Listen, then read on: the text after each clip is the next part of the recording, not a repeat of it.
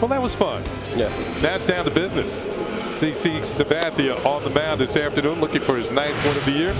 This is the lineup he will face for the Detroit Tigers, presented by BMW. Curtis Granderson at the top, hit a home run here last night. Placido Polanco batting second. Miguel Cabrera at first base.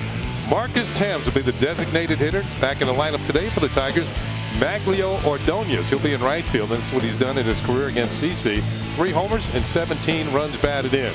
Ryan Rayburn is in left field. Brandon Idge will be at third. Gerald Laird catching a day game after a night game. He'll be behind the plate. And Adam Everett, the shortstop, will be batting in the 9th spot in the order for Detroit. 28-year-old CC Sabathia making his 20th start of the season. 8-6 record, respectable ERA at 3.86. 128 innings, 110 hits, very good hits to inning ratio. Let's take a look at the Jeep pitcher scatter report. Attacks. He attacks the zone. He retired to side in 52 innings this year. 1, 2, 3. A true workhorse, 128 innings this year, 5th in the American League. And Vampire, he's 0-3 during the game days this year with a 5.67 ERA. Here's the pitch to Curtis Granderson, and the first pitch of the ball game is in there for a call strike. And CC, for some reason, not been able to win a day game so far this year. And it's 7 starts. Sometimes you wonder if it becomes more of a mental thing, or actually the routine is different.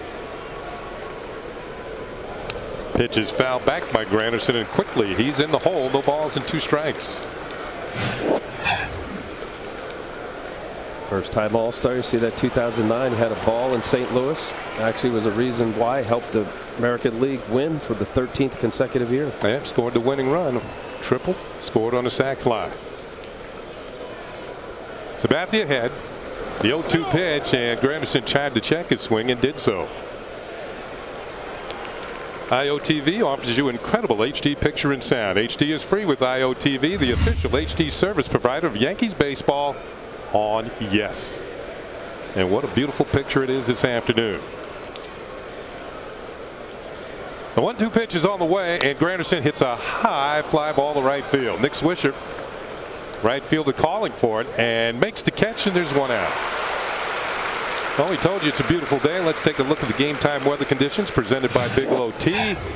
Can't be much more perfect than this. 79 degrees, 51% humidity, the wind at 13 miles per hour, and there's your forecast. Sunny and pleasant. Should be that way all the time. Nice little breeze, beautiful day. There's Placido Polanco. 1 out, nobody on for the Tigers. Just underway here at the stadium.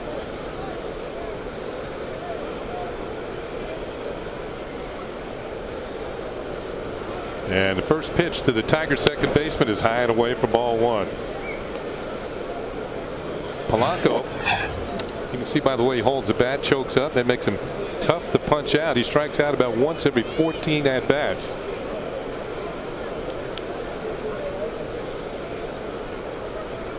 And Sabathia's pitch is lined towards left center field. On the move is Johnny Damon, and he can't get it. The ball's going to roll all the way to the wall.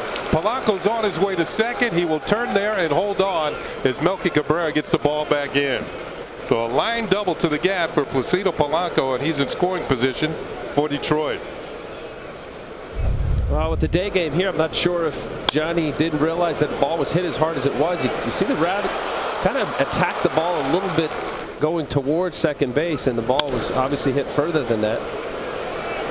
At the very end, realizing that his direction was off a little. A runner at second. First hit of the ball game for Placido Polanco as Damon, with the all-out effort, cannot come up with the line drive to left center.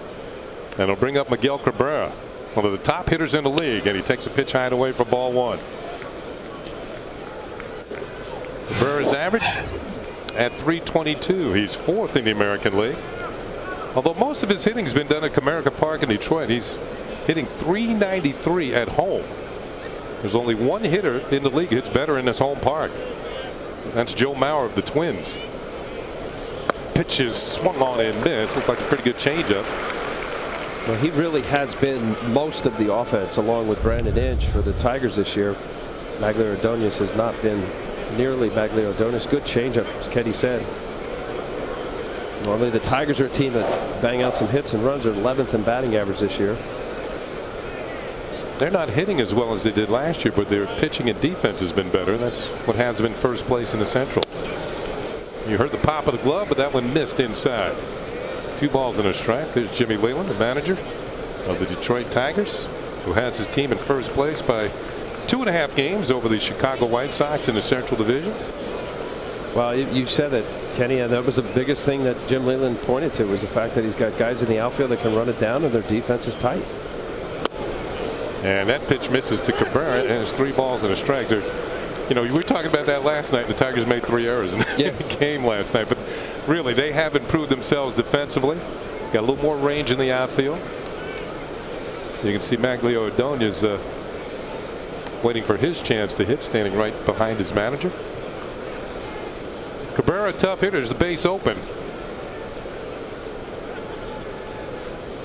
CC comes with the 3-1 pitch, and it's high and away from ball 4.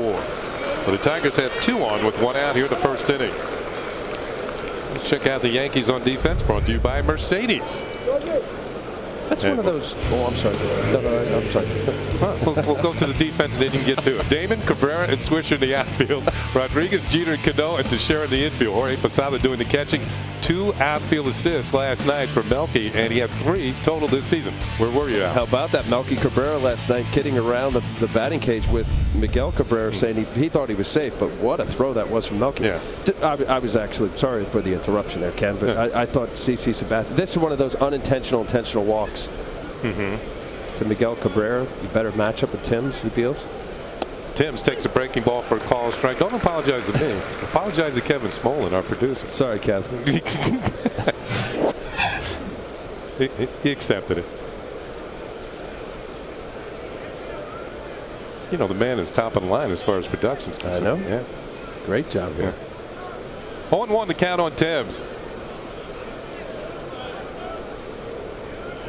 CC deals, and this pitch is popped up. This is going to go over the Yankee dugout and back to the seat. So Timms quickly is in the hole. No balls and 2 strikes. Let's check out the umpiring crew. The veteran, Bob Davidson, behind home plate. Jeff Nelson at first. Mark Carlson at second, and Tim Cheetah, the crew chief, at third. When I said Bob Davidson, you started to smile. Well, the joke about it was it was balking Bob Davidson, but last night he called a balk, and it was a legitimate balk. Phil Hughes bent his knee a little too soon and called a balk. 0-2 pitch, and that is a little bit low, and it's a ball and 2 strikes. Marcus Timms working on a 4-game hitting streak. He's hitting 23 of 33 games since coming off the disabled list. He cracked a rib in spring training. He's having a good July. .333 with 4 home runs. Former Yankee.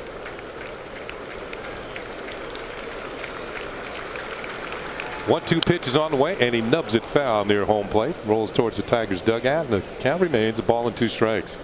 Good home run rate for Marcus Timms. One of the reasons why the Tigers ended up releasing Sheffield, having to pay Sheffield's salary this year while he plays for the Mets. They wanted to give Timms more at bats and get consistent play. So far, so good. Yeah, one thing the Tigers have done this year, and you mentioned the fact that they pitched around Miguel Cabrera, who's one of the best hitters and has been since he ever came up to the big leagues. Tigers lead the league in grounding into double plays. They've hit into 85 of them. They hit into 1 last night. Pitch to Timms. Ooh, that just missed, and the count levels at 2 balls and 2 strikes. Hey, you're not supposed to be able to do that. You know, if you actually hit the ball, you can be called out. You have to have at least contact with the back line there. Yeah, Jorge Posada could call attention to that, or maybe Joe Girardi could if he hits the ball in fair territory. Pitch is fouled off. Sometimes they wait until you actually do something and then call attention to it. I don't know how they would get the. They have to go to the replay. You can't do that. I think it. Yeah, it looks like he's back on the line. You have to have, as Ken said, you have to have some portion of your foot on the line. It looks like he's barely on it. Now these lines nowadays used to be lime, literally like a limestone, but you could see it's paint in it. Guys used to get in the box immediately, kick that back line away, especially if somebody like CC Sabathia or now Verlander for the Tigers. That's so real hard. See, he keeps moving his foot back a little bit. Gives him just a split second more. That's the point of it. Swung on it, missed strike 3. A changeup got him. Sabathia with his first strikeout of the afternoon as he gets Marcus Timms. So an assortment of speeds that Sabathia went ahead with a slow breaking ball. Fastball away. Timms just off the end of the bat. Tries to go with the changeup down in the zone. Slider, he hung it in the middle of the plate. Here's a little 2-seamer down the way. Changes speeds, a 4-seamer, better velocity. Timms saw all different speeds and also late movement. That was very effective. Here's Maglio Ordonez, and he'll take a pitch high and away for ball one. Ordonez been struggling lately, 197 in his last 20 ball games. But one thing he has done this year, he's hit well with runners in scoring position for the Tigers, over 300. You can see that different look to Maglio these days. That time, ball two. He's out of the 60s or 70s with that hairdo. There you see the scatter report, his hair. Power outage, where has it been? 4 home runs, career highs at 38 home runs in 2006, 2007, 28 home runs. Champ to platoon. Here's a guy who was a batting title champion in 2007. Now he's platooning. And this Tiger needs to roar. They absolutely need him to come close to what he was at 07 in order for this team to stay in first place in the AL Central. Wasn't it Sampson who cut his hair and lost his power? That's right. Yeah. The pitch, and that is high for a ball. 3 balls and no strikes to Ordonez. Sabathia 1 pitch away from loading the bases.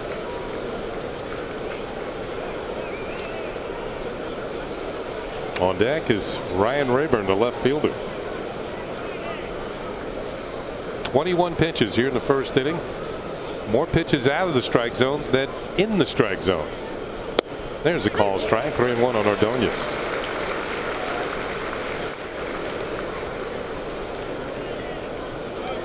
CC lost to the Tigers April 27th in Detroit. A complete game loss. Pitched well, but lost to Justin Verlander. They're hooked up again today. Pitch is fouled at the plate, and the count is now full of 3-2. CC worked 8 innings in that game against Verlander, who went 7. The Tigers won by a score of 4-2. Verlander did not give up a run in his 7 innings, and that was the game that kind of turned his season around.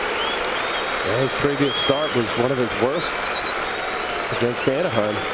3 balls, 2 strikes, 2 outs, 2 men on. They'll be on the run on the 3-2 pitch. The runners go. The pitch is on the way, and it's hit in the air to center field. Hit fairly well, but Melky Cabrera has it measured. He makes the catch, and the Tigers leave 2 men on against CC Sabathia here in the top of the first inning. Justin Verlander headed to the mound with a powerful fastball and a good breaking ball.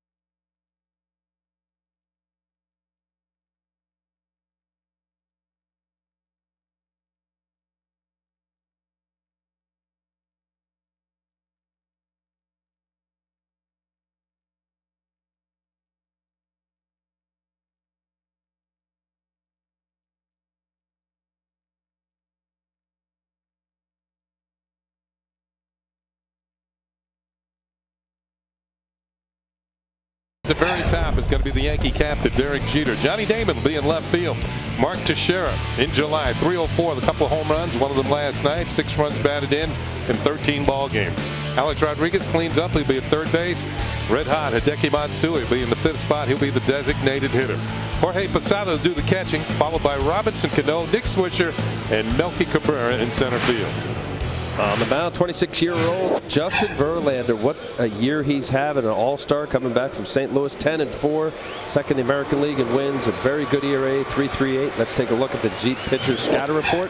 AL King, strikeout king, 149. He was the major league tied with Tim Lincecum. Tim pitched last night at 10. Just incredible. Well, here's a guy who had a no-hitter in 07. He's got that kind of stuff. Sunny side up. Daytime, he's 4-1 this year with a 1.96, the complete opposite of CC Sabathia. And we'll look at his first pitch of the ball game to Derek Jeter. Derek had a couple of hits here last night. Verlander's first pitch, a fastball hits the corner for a call strike. Jeter now with 112 hits. He's tied with teammate Robinson Cano for third in the American League in the hits. Only Ichiro and Aaron Hill have more. This pitch is high to center field, and Jeter's gaining on them. Solid single to center field to lead it off for the Yankees. Now it's time to look at the Detroit Tigers defense, brought to you by Mercedes. In the outfield from left to right, you got Rayburn in left, Granderson in center, and Ordonez in right. Inge, Everett, Polanco, and Cabrera in the infield. Laird doing the catching. 3 errors last night, 47 this season, the 4th fewest in the American League. Al was talking about how the Tigers have tuned up their defense this year. Cool, so it doesn't melt. First pitch to Johnny Damon is a call strike. By the way, Jeter is now 5 for 12 in his career against Verlander. Damon, yep, that number's been there for a while, sitting on 199 career home runs. Almost hit number 200 last night. Hit one off the wall in right field. That pitch is outside for a ball, and it's 1-1 on Johnny. Verlander 3-1 in his career against the Yankees, including that win on April the 27th. Jeter's on the move. Here's a throw to second, and it is in time. Gerald Laird. We told you last night he has the best percentage in the American League of throwing out base runners. 43% he has thrown out this year, and he adds Derek Jeter to the list. Well, Kenny just said it. Gerald Laird was a great pickup by the Tigers. You talk about the strength of the defense. Let's check this out. The IOTV HD Super Shot. I thought he had a good jump. That ball just beat him. Swing and a miss by Damon, and the count is 2-2. The Tigers overall do a pretty good job with holding runners, pitchers, slide step, varying their times. Damon slaps one foul over the tarp, and then the drying out tarp, I should add. And the count holds at 2 balls and 2 strikes. You go back to that start on April 27th. Verlander was really struggling at that point. Pitch to Damon is a little bit low, and the count is run full at 3-2. Verlander on April 27th was 0-2 with an ERA of 9. He had the second highest among major league starters at that point, and he's gone 10-2 since then. And his pitching coach Rick Knapp said he wanted him to be intense without being tense, and it certainly worked out. 3-2 pitch, and Damon hits a hard shot, caught by Verlander, and that's out number 2. Well, it's time now for the G moment, and that came last night. Art Teixeira in the 7th inning off of Joel Zumaya, putting the Yankees ahead, a 3-run homer, electrifying this crowd. They were down 3-2, and that is your G moment. Teixeira's 22nd home run of the year, and he drove in 3 runs last night and has 66 runs batted in on the season.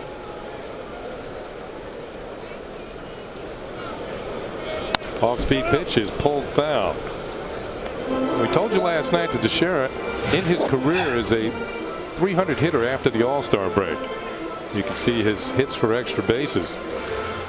But since 2004, he has driven in the most runs of any player following the All-Star break. So he's been a good second-half player. The Yankees are hoping for the same this year, his first year in pinstripes. Well, most of his struggles first half has been in April in his career. There's a pitch for a ball. 2-2. Some guys they don't like the cold. They don't like it takes a while getting out of spring training, whether it's respectively in Florida or Arizona. And so far in his career, he's one of those guys. Good swing at that one. Fouled it back to the screen, and the count holds at 2 balls and 2 strikes. We talked about it briefly last night. Second half play. You think you were a second half pitcher? I don't know. We could look that up. That pitch is high for a ball. I think it was a Wednesday night pitcher. I think for a pitcher, Kenny, I don't know, maybe a hitter's different, just where you are physically during the season. 3-2 pitch is fouled straight back, and this one's going to go over our heads. We don't see that very often here. Normally a pitcher coming out of spring, I think hitters are usually at a disadvantage. Most of the northern cities are cold, and the guys don't like to hit in the cold. Usually you can get off to a good start that way, pad your numbers. 3-2 pitch is on the way, and Teixeira swings at a changeup and doesn't get it. Verlander picks up a strikeout. Yankees pick up a hit, but nothing else against Justin Verlander. It's on to the second. No score here at Yankee Stadium.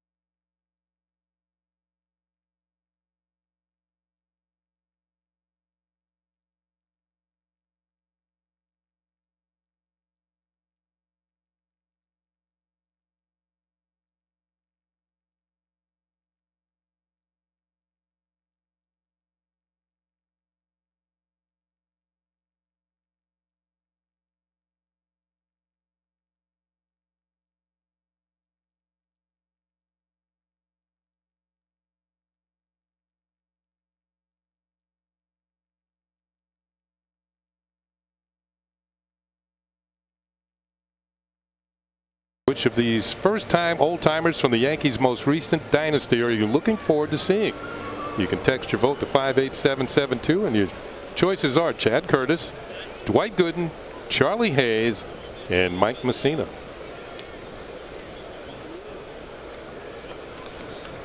We always get tough choices. Here's Ryan Rayburn, the left fielder for the Tigers this afternoon. And the first pitch at the top of the second is a little bit high for ball one. Rayburn in left field today. Last night it was Josh Anderson, so a bit of a platoon system in left. Rayburn draws the left-handed pitchers, right-handed hitter. Driven in 22 runs in his last 38 games. Takes a pitch for a call strike, and it evens things up at 1-1. Al, we were talking about, are you a second-half pitcher? First half of before All-Star breaks, you're 88 and 74. Pretty good. 3.96. Second half, 74 and 58 with a 3.61. Ball is pulled foul on the ground. So from these numbers, we kind of say you're pretty good in the second half. I think it month to month, I guess. Yeah. But what's Kenny's number there, Ryan? I'm about the same. Ken's 281 first half, 283. Wow, that's real close. Consistency right there. 125 home runs first half, 121 second half. It's postseason. Breaking ball, and Rayburn wouldn't chase. 2 balls and 2 strikes. You know, I thought I was better in the second half because you're making your push. You know, as a team, you're making your push for the playoffs. And I didn't like playing in cold weather.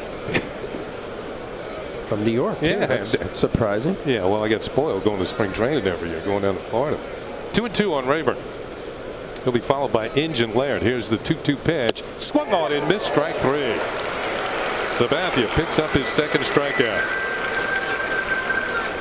Away from home and missing the game, no problem. Now Yankee fans are on the go, can watch live Yes Network games on their PCs and laptops. If you're an Optimum Online and IOTV customer, go to YesNetwork.com for more information and sign up for your subscription today. So Sabathia with his second strikeout will bring up Brandon Inge, Tiger All-Star. First time that Inge has made the All-Star team. The third baseman takes the first pitch high and away for ball 1. 21 home runs leads the Tigers. along with the 58 runs batted in. And he's been particularly hard on left-handed pitching, over 300 against lefties. That pitch is a strike, a knee-high strike, and it's 1-1. Well, anytime you see a right-handed batter, what Kenny just said, those numbers usually are guys that like the ball out over plate. Left-handed pitchers generally pitch away, come in occasionally. Sabathia has got his number 152 up to this point in their careers. Straightens him up with a fastball inside, and it's 2 balls and a strike. It's interesting how some pitchers you just can't see as a hitter. You just can't seem to find the right combination. You know, when you get your one pitch to hit, you foul it off, and then you figure, well, it's not going to happen. Certain guys, you're right, they don't pick the ball up. 2-1 pitch, and that is outside on the changeup, and it's 3-1. Somebody asked, the question was asked to Greg Maddux. His number was retired in Atlanta. Who was the toughest batter he faced? And he said Mickey Morandini from the Phillies. Nothing against Mickey Morandini, but everybody wants, you know, was it Pujols? Is it Bonds? You know, you pick your superstar. He said no, Mickey Morandini. 3-1 pitch to Inge, and that's a ball 4. Second walk charged to CC Sabathia. 1 out, 1 on here in the second inning. Morandini, you know, he wasn't really an overswinger. He's a left-handed hitter and put the bat on the ball. Inge at first, talking to Andy Van Slyke, Gold Glove winner himself. Back in the day with the Pittsburgh Pirates, a center fielder. Here's Gerald Laird, the catcher. Laird last night was 1 for 4.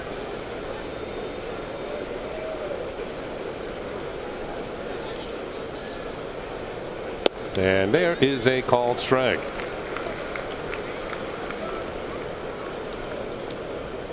There's the numbers. Morandini did do some damage against Greg Maddux. 344, 1 home run. Yeah, he wasn't a home run hitter. Husky, yeah. Yeah.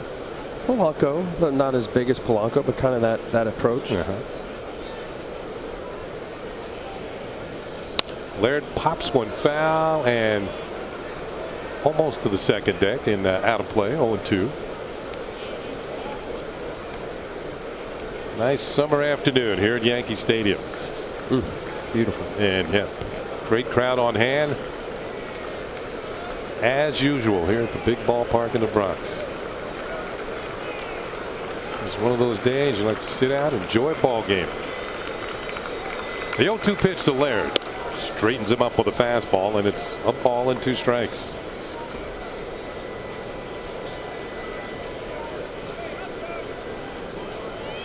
There's CC Sabathia from Northern California. Teams he liked when he was growing up. He liked both the A's and the Giants.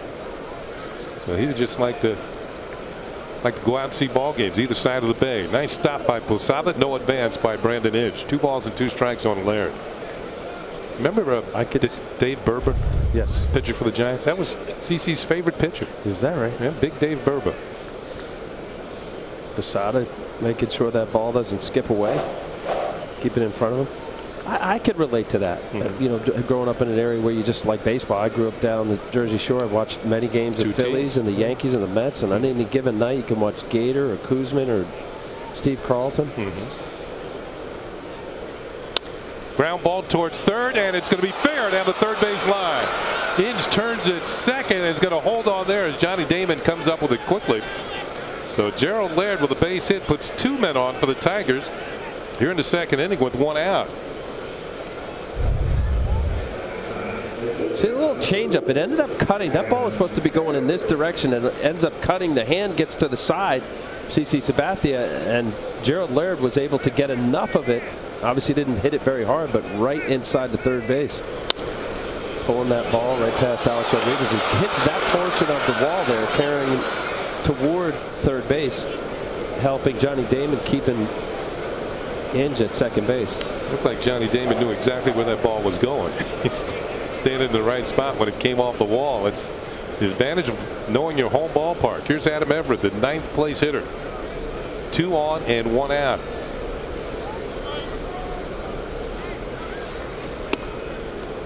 It's even at Sabathia's, when he misses with a fastball, it's high and away. Well, that was the difference in Minnesota. He pounding the zone. Every pitcher's taught to get ahead. You throw strikes and then you expand from there, whatever your out pitch. But what he did in Minnesota, he was down in the zone. His changeups were down in the zone. It's tough. It's a tough combination. Anaheim, he was up, and usually it's either you're overthrowing or you're getting in bad counts, and as a pitcher you feel like you have to put a little bit more on and not trust the changeup. Like he ended up getting Magliardonias out in front of a changeup, 3-2 count last inning. Everett, known more for his glove than the bat, is only 4 for his last 23. Takes a pitch low for a ball. And here comes Derek Jeter trying to pump up CC Sabathia on the mound. 21 pitches out of the strike zone so far, and 20 strikes for CC. This was a similar start to A.J. Burnett last night. A.J. struggled through 6, mostly with his command. His curveball wasn't as good as it's been in other games. The 2-0 pitch, and Everett fouls it off, and it's 2-1. There's I should say AJ, who actually kept the Yankees in the ball game, and he didn't get credited for the win, but it was Phil Hughes, who was absolutely awesome out of the bullpen last night and picked up the win. The second time that Hughes has beaten the Tigers this year, once out of the bullpen and once as a starter. Swing and a miss, and it's strike 2. Nothing fancy about that. Nope. See if you can hit it.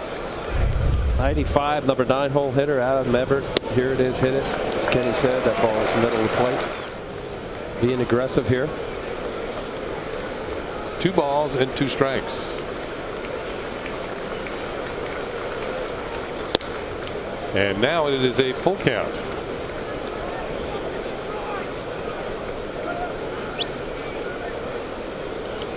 Not only did CC Sabathia, like many of the players in baseball, if they're not in the All-Star game, get the 4 days off, or actually, 4 days, Monday through Thursday.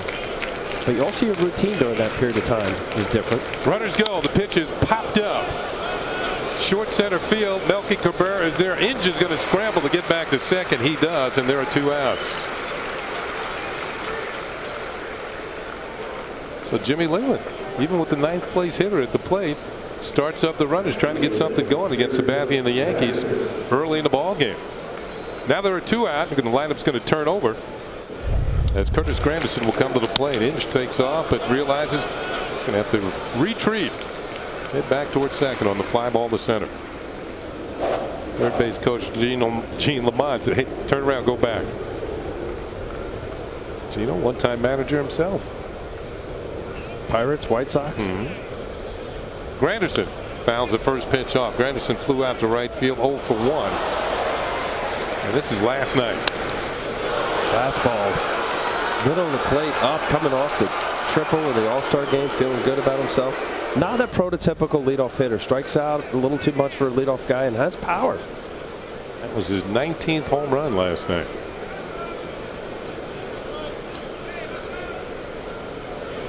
Breaking ball drops in there for a strike, and it's 0-2. Granderson has had trouble against lefties. He's under 200 against left-handed pitching. 256 overall. But you got to be careful with him. Young man from Chicago.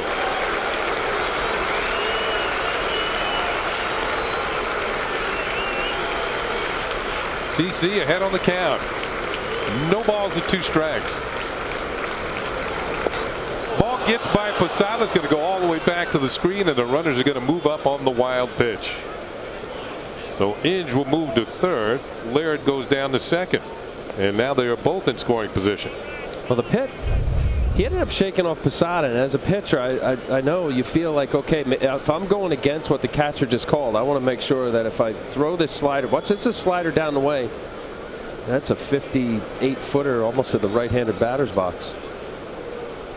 And there's that little doubt where you say, okay, he called fastball in or whatever the combination that Posada wanted. I shook to get to the slider. I better make sure this is off the plate. The 1-2 pitch. 2 balls and 2 strikes. Granderson wouldn't bite.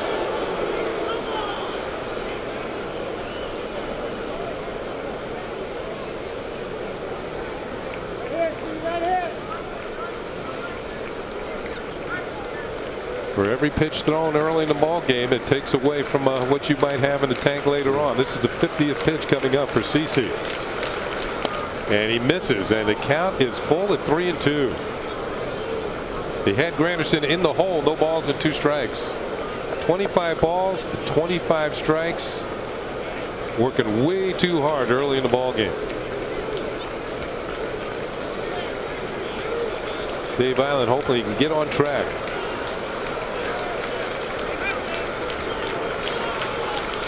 The 3-2 pitch is on the way, and it's swung on and missed. Strike 3. He got Granderson. So for the second straight inning, the Tigers leave 2 men on base against CC Sabathia. Picks up his 3rd strikeout of the game as Granderson headed back to the dugout.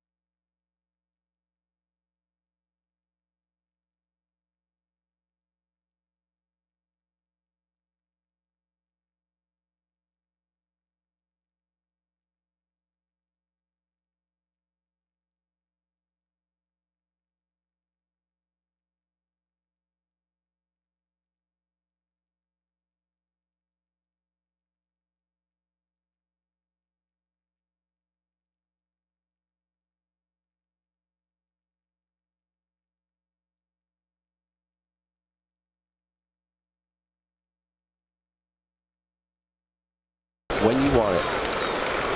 There's a look at the final out of the top of the second. Curtis Granderson, a lengthy at bat, but he's headed back to the dugout as CC strikes him out. Here we go to the bottom of the second. Alex Rodriguez is going to lead it off for the Yankees, and he takes the first pitch from Justin Verlander, a breaking ball in there for a called strike. No score. Good pitching matchup. Justin Verlander against CC Sabathia. Sinking fastball at 96 miles an hour, and it misses. A ball and a strike on A-Rod. A-Rod has played in 59 games and driven in 50 runs. That's what he's done against Detroit. There's a fastball in there for a called strike.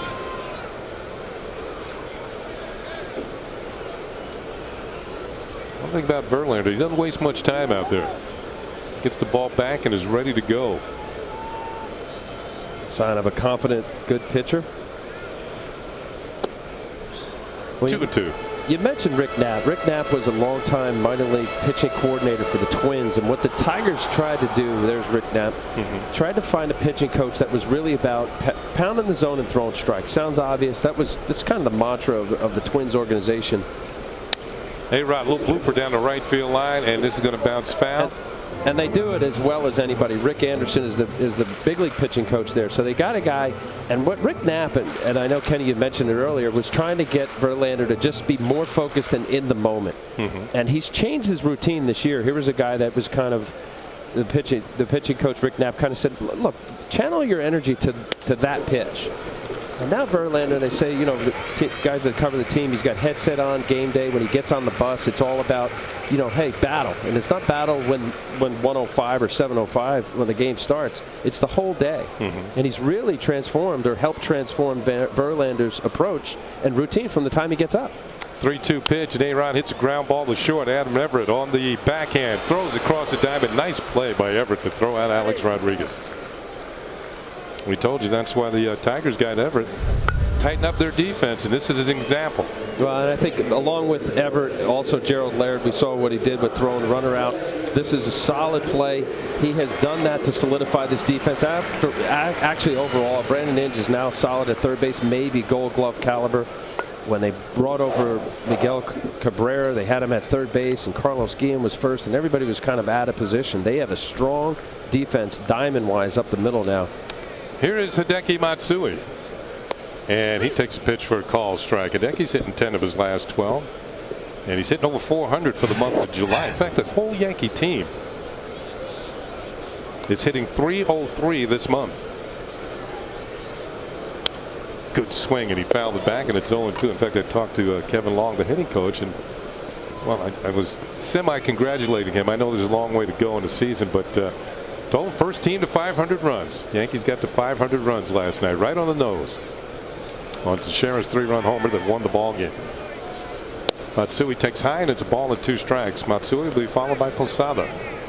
And the late inning heroics that the Yankees have shown, and it really says a lot, not only for the hitters to believe in themselves, but as a pitching staff and what the bullpen has done for the Yankees. You have to obviously be close. You have to have guys late in the game throwing up goose eggs and getting some zeros to keep the offense, as potent as the Yankee offense is, have them an opportunity to win the game. And there was last night's winner, Phil Hughes. He was nearly perfect. 2-2 pitch to Matsui, and he's late on a fastball and lines it foul just beyond the Tiger dugout.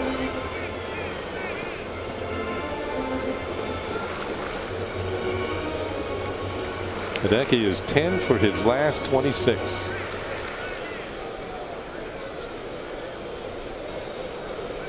Had a couple of hits here last night. Off-speed pitch. Verlander's shown him just about everything. Tomorrow's starters brought to you by Verizon Fios, over 100 HD channels and the fastest internet. This is Fios. This is big. Another all-star on the mound for the Tigers in Edwin Jackson, and Jabba Chamberlain gets his first start following the all-star break. Coverage begins at 1:30 right here on Yes. Matsui takes outside.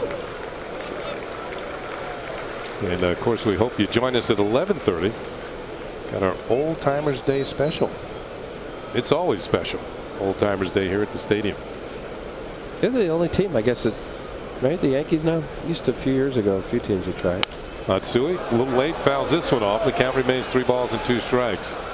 Well, I think the Yankees are the only team that traditionally does the Old Timers Day. There are other teams that might have a celebration of a pennant or a world championship, and they bring back the players from, say, from 20 years or 10 years ago. But the Yankees, well, they've won so many. It's always some sort of anniversary around here. 26-time world champions. 3-2 pitch, and Matsui hits it fairly hard on the ground to Polanco at second. 2 up and 2 down for the Yankees here in the second inning.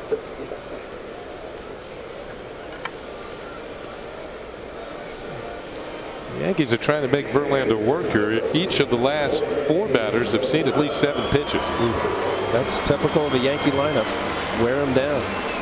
Here's Posada. Another Yankee who's hit well this month. We're a little bit better than halfway through the month, and Jorge's hitting .333 in July. And that's what he's done against the Tigers in his career.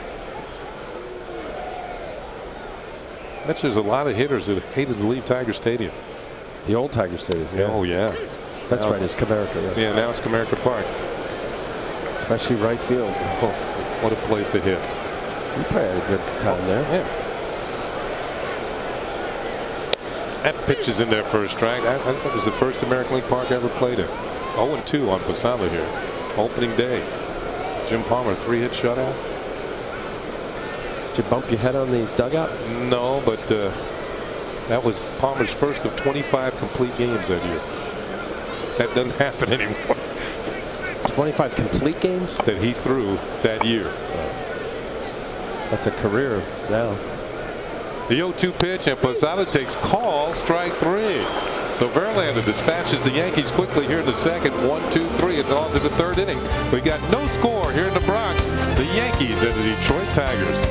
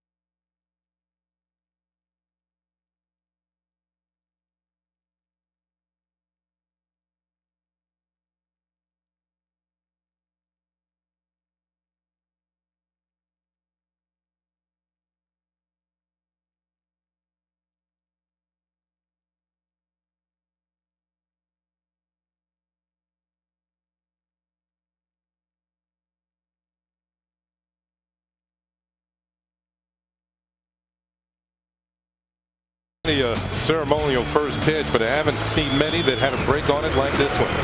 Look at that pitch by David Cohn. Of course, it was 10 years ago today that David, along with Joe Girardi, authored a perfect game here at the stadium, or across the street at the stadium. And look who's joining us right now, and no stranger to the Yes booth, certainly, David Cohn. And how honored am I sitting next to one pitcher who threw a no-hitter and another one who threw a perfect game. We got him surrounded. I'll get on the other side.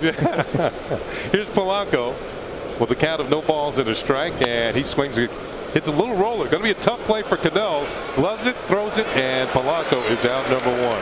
Nice play by Robinson Cano. Let's go to the Modell scoreboard, the official sporting goods retailer of the Yankees. And it is no score here. And David, I want to ask you, sometimes pitchers, when they warm up prior to the game, they feel like they either don't have it or they really have it. What did you feel like that day? I felt very happy-go-lucky because it was Yogi Berra Day, and I watched Yogi riding around in a convertible all day around the warning track, and I remember just laughing watching Yogi. I was so happy to see Yogi back in the house. Everybody was thrilled for Yogi. He was in the clubhouse before the game, and just a wonderful day. I remember not even thinking about my warm-up, just watching Yogi. Cabrera takes a pitch for a call strike. Now, at what point in the game did you realize you had extra good stuff? I knew probably after there was a rain delay in the fourth inning, and then when I came back, I got a real quick fifth inning, and then I started to think about it. And then the crowd picked up on it. And of course, when you do something like that at Yankee Stadium, the crowd lets you know what's going on, and every two-strike chant, they really got into it. Here's the 0-1 pitch to Cabrera, and he tried to check the swing because the Yankees do not get the call. It's a ball and a strike.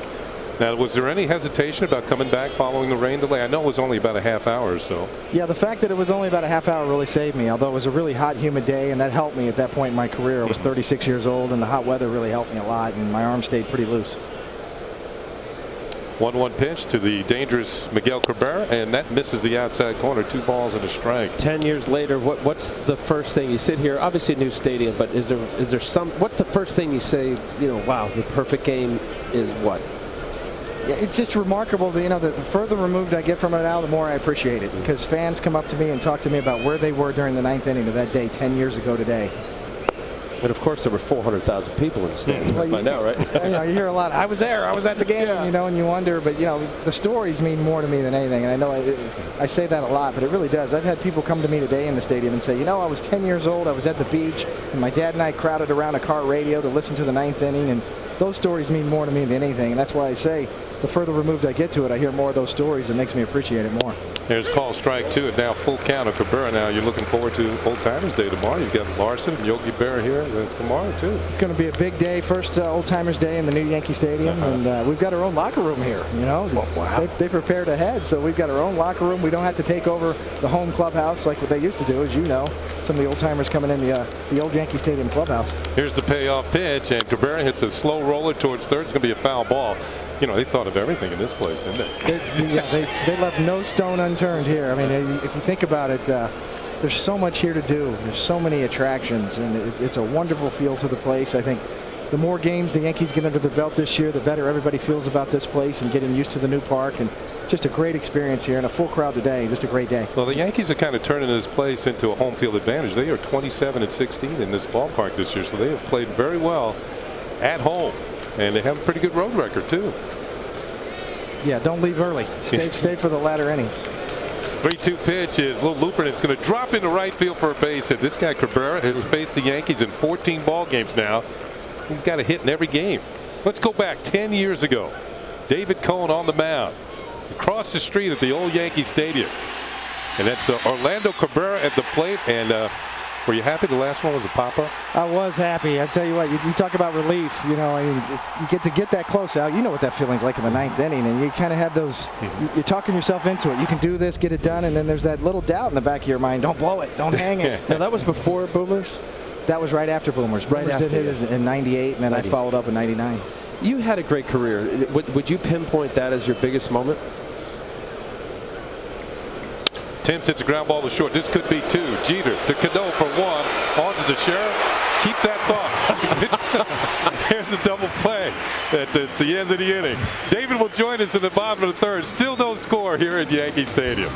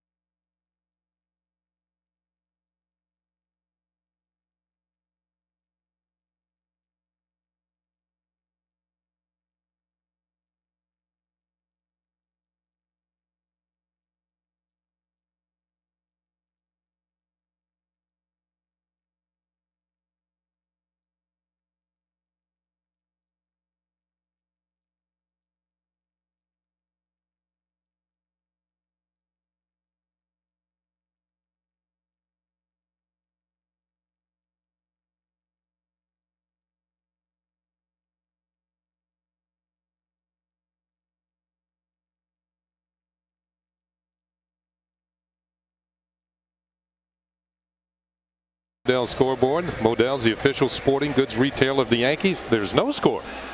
It's going to be the bottom third of the order for the Yankees. Cano, Swisher, and Cabrera against Justin Verlander. And David, you can see two good pitchers on the mound today.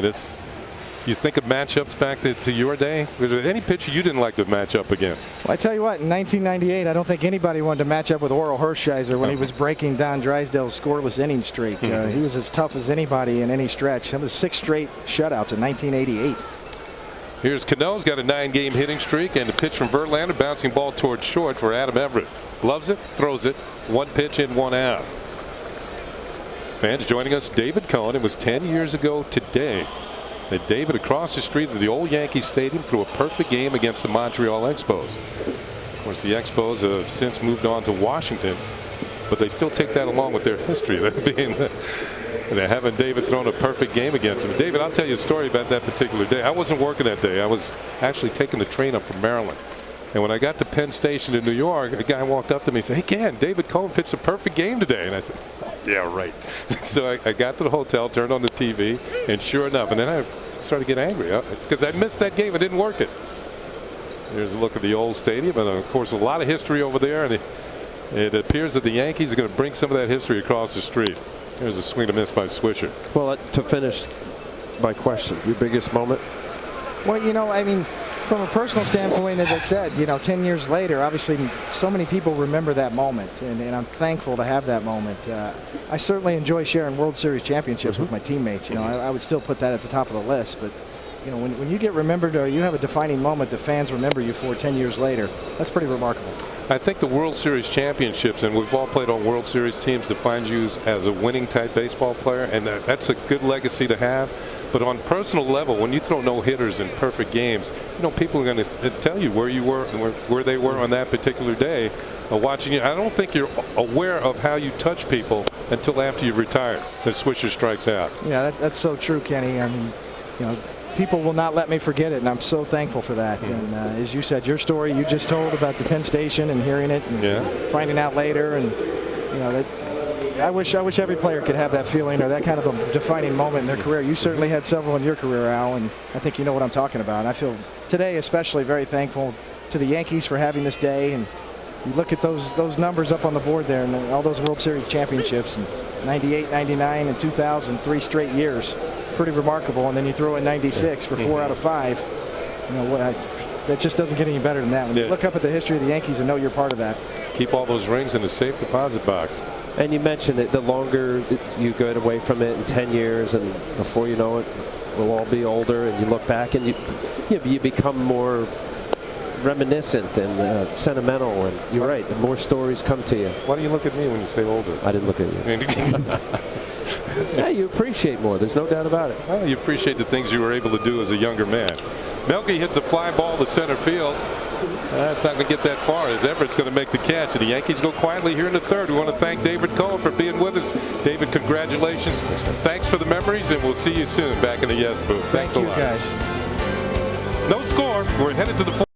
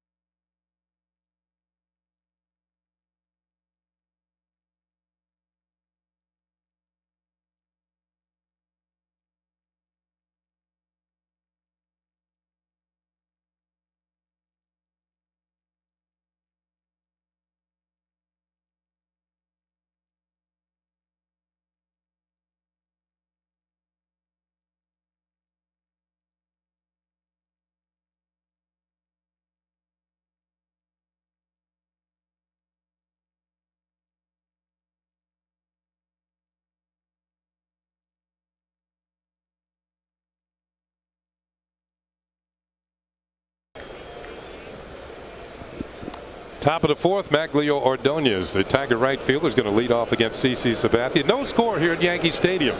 And Ordonez takes one upstairs for ball one. CC Sabathia and Justin Verlander hooked up in a scoreless duel as we go to the fourth. And this is kind of what we expected, Al. Two pretty good pitchers. Well, the last inning, CC settled down. Got the big double play to make it a 10-pitch inning. His pitch count was getting up there.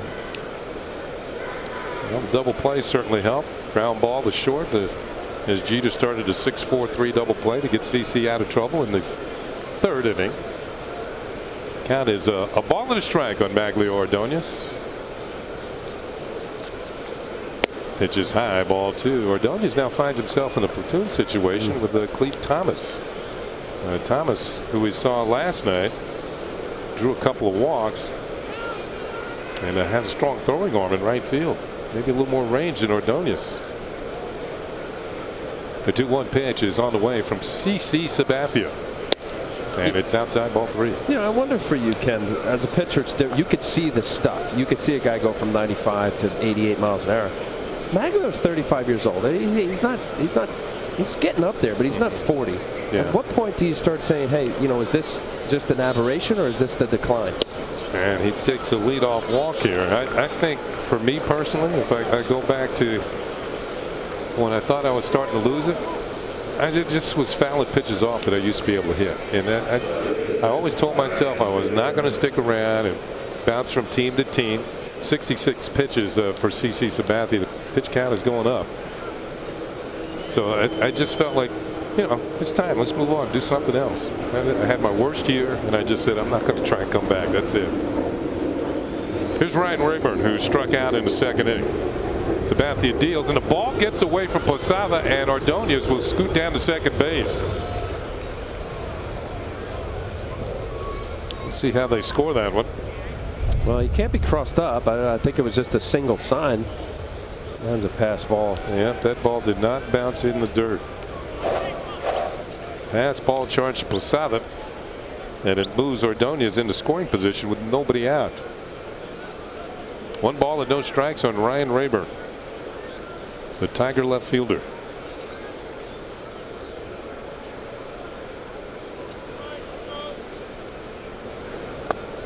Ball two. 2 balls and no strikes. Rayburn actually started the year in the minor leagues at Toledo. Part of the platoon. You mentioned Maglio in right field with Clete Thomas, and you got, gosh, Adams, Anderson in left. And there's certain guys, you know, where they are good in a roll situation. Ball is fouled off to the right. And in need of, or maybe it's good for them to not have to face every single, you know, tough right-hander and get the right matchups that are in line. Put you in position of success.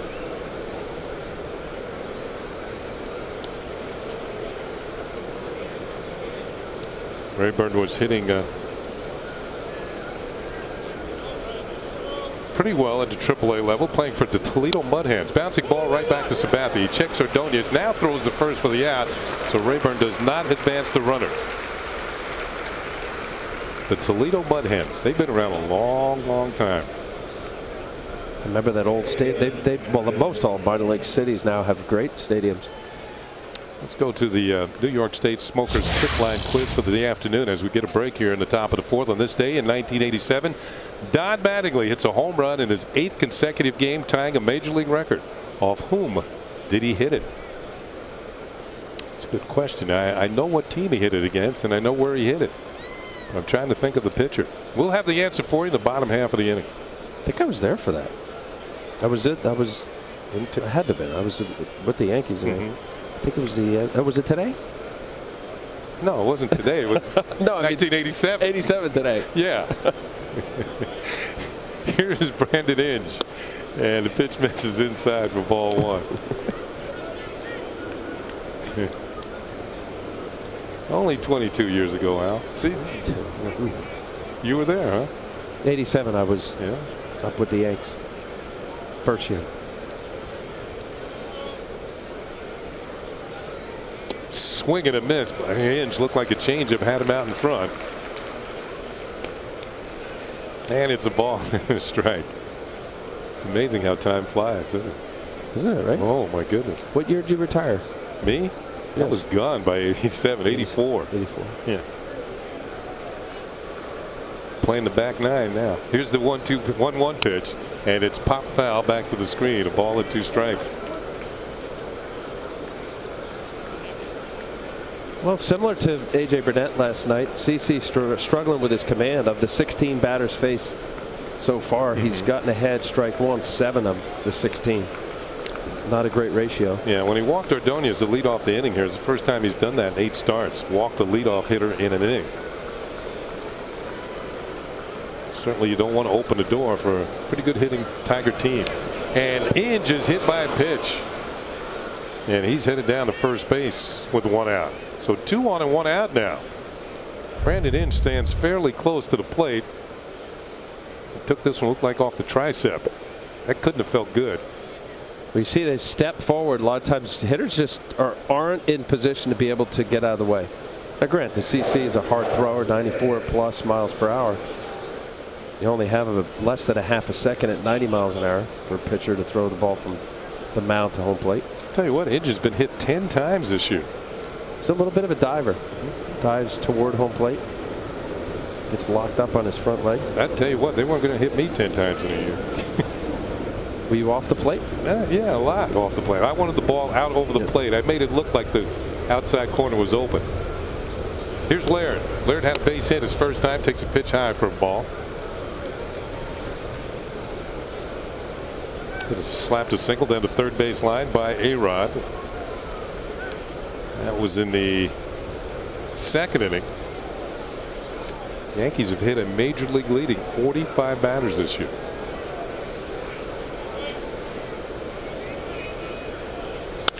Ground ball to short. This could be 2. Jeter to Cano for 1. On to the Shara, and there's your double play.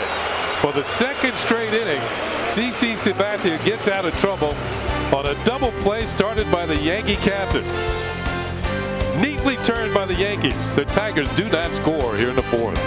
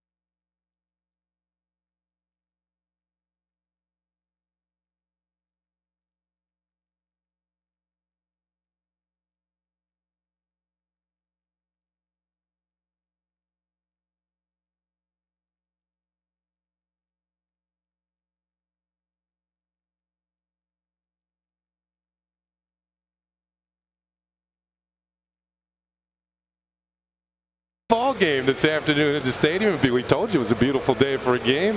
Where are those seats, Kenny? Michael, well, you know they got to be good seats. I mean, the man is used to sitting right up here. Michael Kay and friends enjoying the ball game. Michael will be back for Old Timers Day tomorrow. How about that? Oh, right behind Mick Kelleher. Not bad. Derek Jeter's going to lead it off for the Yankees. He must know somebody. Yeah, where are your seats when you come sit? Me? Yeah. In my theater room at home. We got the Euchers. 1 strike to Jeter. Jeter had a base hit to lead it off for the Yankees, but was thrown out stealing. That's where I sit, up there. They're empty. Jeter with his 2nd hit of the afternoon. He is now 2 for 2. Verlander had faced only 9 Yankees through 3 innings because Jeter was thrown out stealing in the 1st. Well, what do you say about a guy as hot as Derek Jeter? You got a slider middle of the plate. Does what Derek Jeter's done for years. Good swing. Just solid, consistent approach every time. Jeter now with 114 hits on the year. His 35th multi-hit game. Johnny Damon takes a pitch for a called strike. Ichiro leads the league with 131 hits. Aaron Hill and Derek Jeter are now tied with 114 for 2nd place. And now he is also 6 for 13 against a pretty good pitcher in Justin Verlander. Pitch is pulled foul by Damon.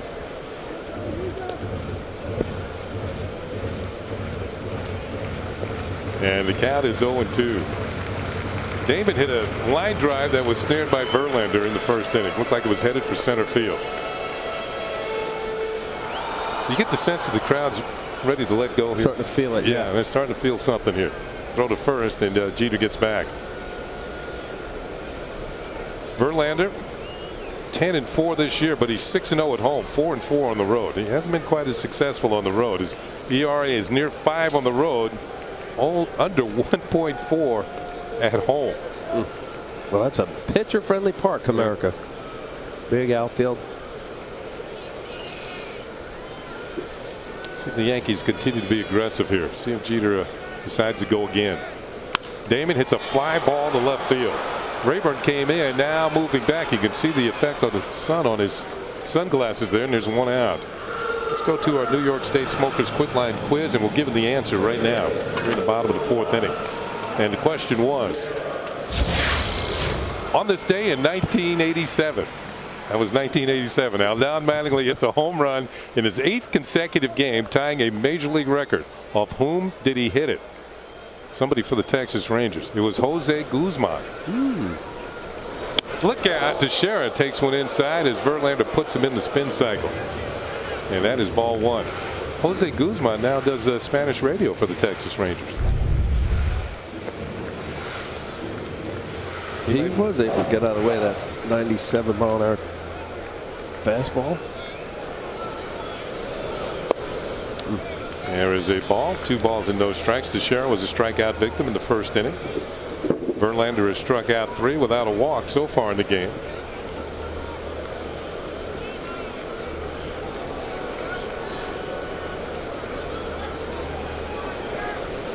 Ball is fouled off. But Verlander can reach back for a little extra. That was 97 miles an hour with some movement. You said it.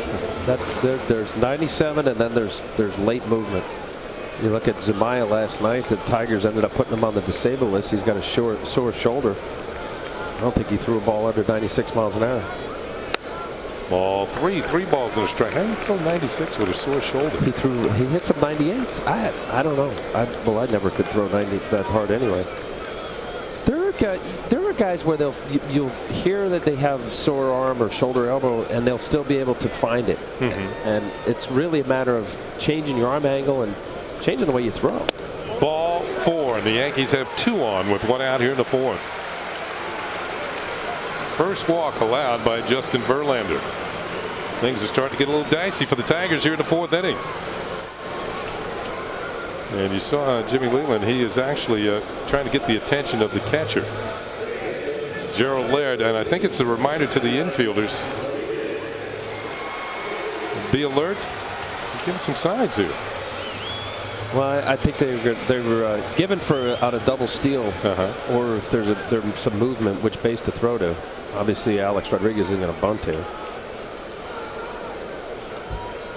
There will be an inquiry if he does. 2 on, 1 out. Best chance for the Yankees so far this afternoon. A-Rod hits a little blooper to right field.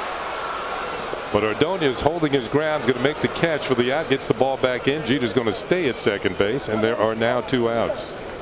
A-Rod now 0 for 2. And that will leave it up to Hideki Matsui. And with Justin Verlander and tomorrow's pitcher for the Tigers, Edwin Jackson. Tigers have 2 all-star pitchers going in the final 2 games of this series. And it's the first time the Detroit Tigers have had multiple pitchers on the all-star team since 1985. They had 3 pitchers on the all-star team. Pitch to Matsui.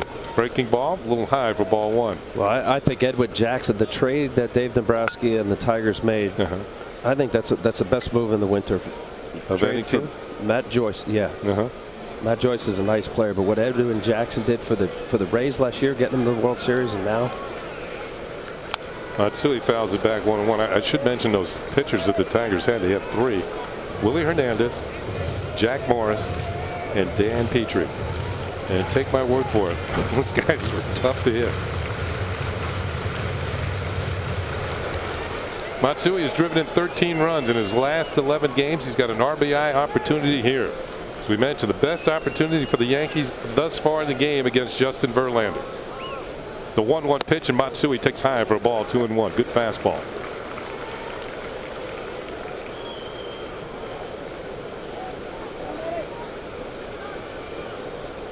On occasion, Petrie could be just as nasty as Jack Morris. It's a little sinker, hit a funky delivery. Yeah, a little, almost straight over the top, hard breaking ball. Matsui checks his swing, and the count goes to 3-1. They want an appeal, and Tim Cheetah says, no, he didn't swing. And oh, look at that! You see an umpire do that? Never. He was saying his body was kind of getting out of the way. Ooh, I don't know about that. No, his body turned, but the bat didn't. That's what he was saying. Matsui can pick and choose here. 3 balls and a strike. And he pops it up. Fastball got in on him. Brandon Inge coming down the third base line in foul territory makes the catch, and that's it for the Yankees here in the 4th inning. They leave 2 men off against Justin Verlander. It's on to the 5th. We got no score here at the stadium.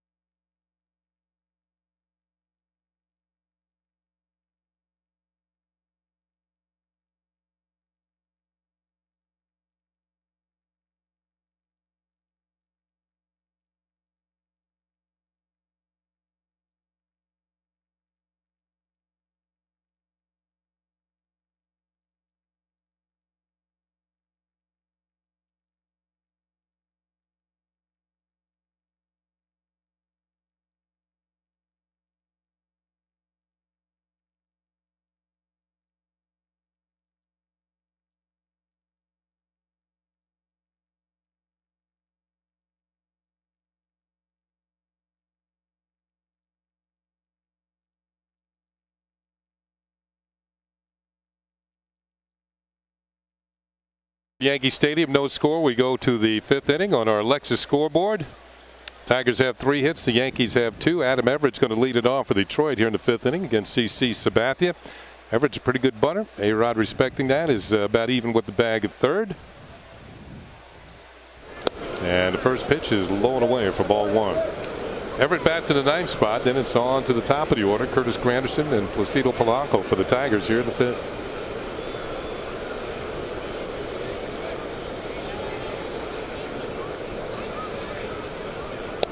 There's a call strike, and it's 1-1. Sabathia is yet to retire the side in order. He has 52 innings like that. 1, 2, 3 innings. Second in the American League to Josh Beckett, who's turned the trick 53 times. Paul is hit foul. Tough souvenir. Ball and 2 strikes on Adam Everett.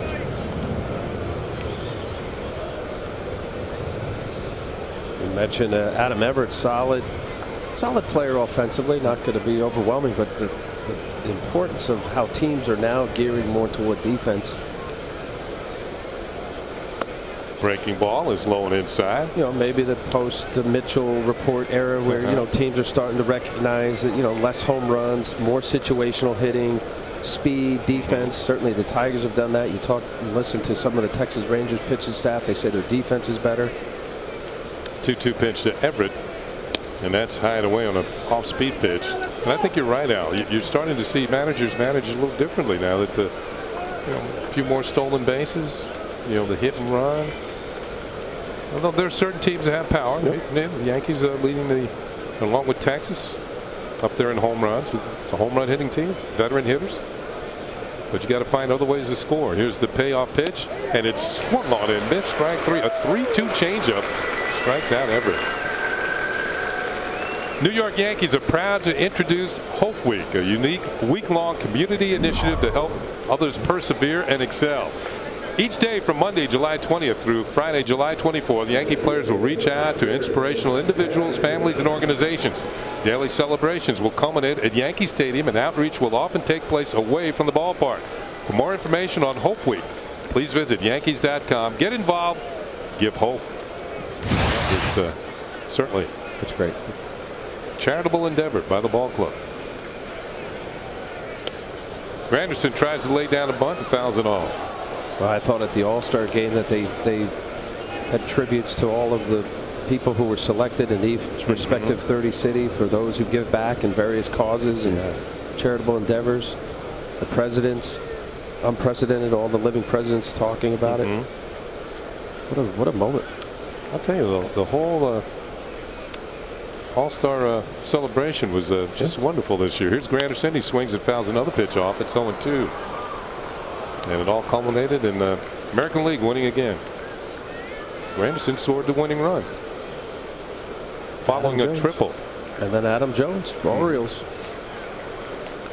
It's kind of appropriate that Granderson hit a triple. I think since 2006 or 7, he's got the most triples. Playing a lot in Comerica Park as he lifts a fly ball in the air to short left field. Coming on is Damon. Still coming on is there and makes the catch for out number 2. Ken Singleton and Al Leiter, the left-handers, with me today. No score here in the top half of the 5th inning.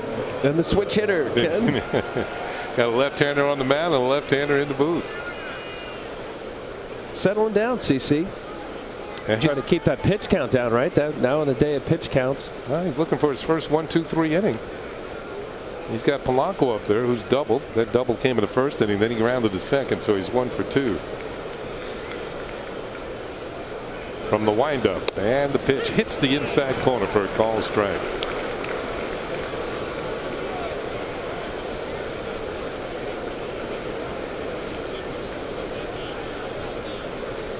Sabathia trying to win number 9 on the year. Verlander, his opponent today, trying to win number 11. Polanco takes one outside, and the count evens at a ball and a strike.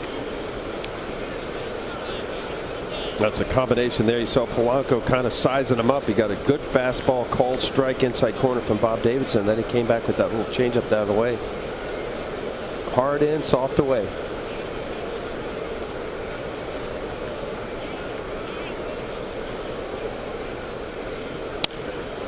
A ball and 2 strikes now as Polanco's late on a fastball. A lot of times it's the effect of throwing a changeup. Now, if you have a great changeup that's unhittable, like Johan Santana or Pedro Martinez in the past, then that's plus. But you could, just by throwing it for the hitter to be out in front and see it, then you miss with a fastball in the zone. They're late. Let's see what happens here. The 1-2 pitch. Ground ball towards the hole. A-Rod closes it up, throws the first, and there's the 1-2-3 inning for CC Sabathia. 53rd time this season he has set down the order. 1-2-3. It's on to the bottom of the 5th inning. No score.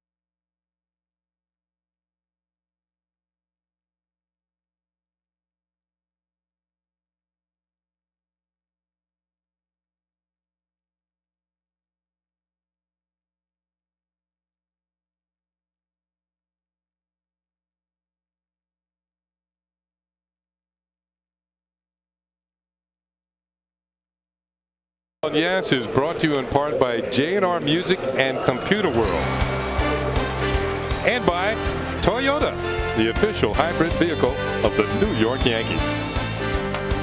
All quiet in the Yankee bullpen. Yankees batting here in the bottom half of the 5th inning against Justin Verlander. So far the Yankees have touched him up for 2 hits. Derek Jeter has both of them, and it'll bring up Jorge Posada. Posada was called out on strikes in the 2nd inning.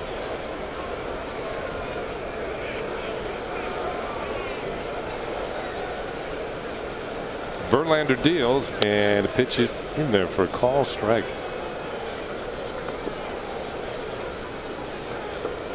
Well, it looks like both pitchers have settled down here, and it's going to come down to that who's going to make a mistake type game. You mean one swing of the bat could be the difference? I believe that. You know, leading up to here, Verlander a little bit sharper than CC, but the last couple innings, CC settled down, got a couple key double plays. Posada takes high. And you think of that when you go in as a starter and you know who you're facing, you realize, okay, my lineup, my guys are going to have a tough time scoring based on what that respective starter has done. And you take it into, okay, I realize that I can't make that mistake, because if a walk and a mistake out over the plate to a guy can hit out of the park isn't just 2 runs, it's a loss. Little blooper off the hands, and this is headed for the shortstop Everett, who makes the catch for out number 1.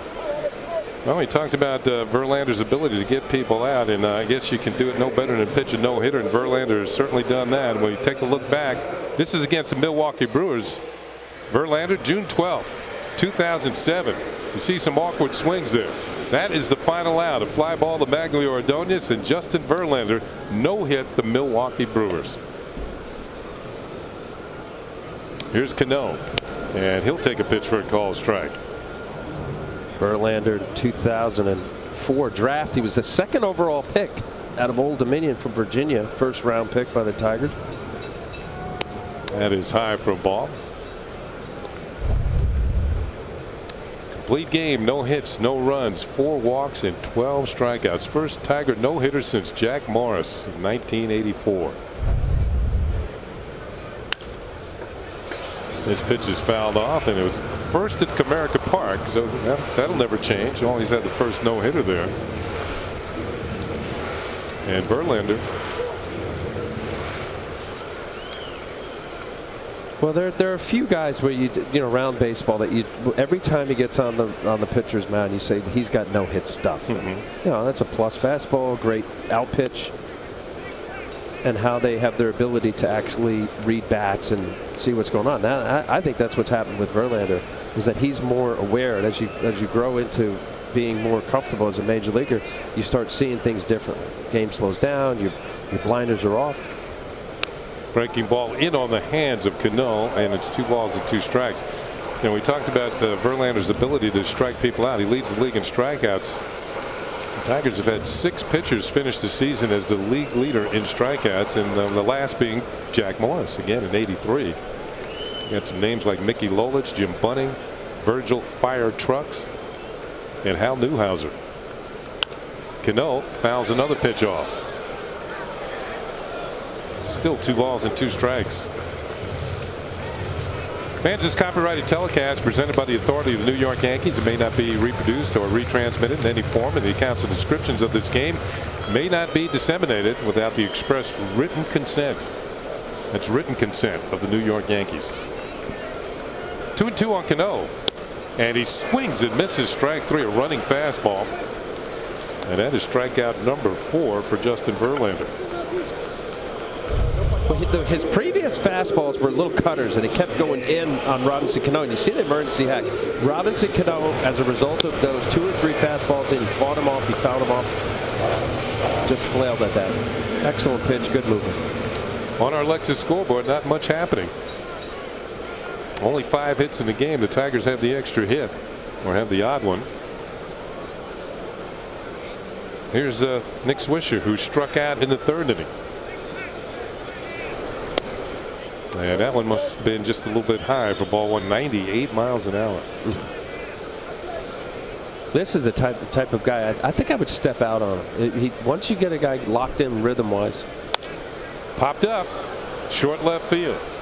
Coming on is Rayburn. You can see the effects of the sun, and he makes the catch, and the Yankees go quietly here in the 5th inning. Justin Verlander is now over 2 ball games, pitched 12 consecutive shutout innings against the New York Yankees.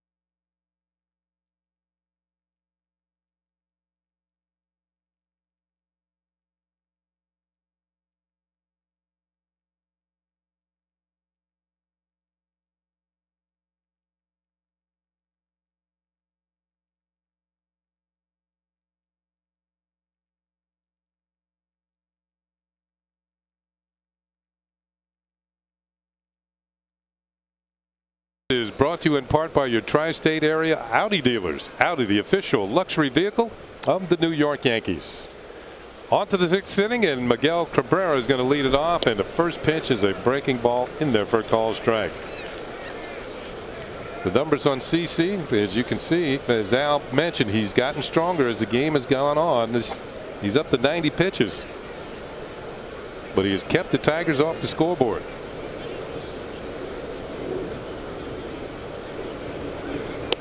Fastball is high, and it's a ball and a strike on Cabrera. Last time up, Cabrera had a single to right field. And in 14 games he's played against the Yankees, in his career he's had at least 1 hit in every game.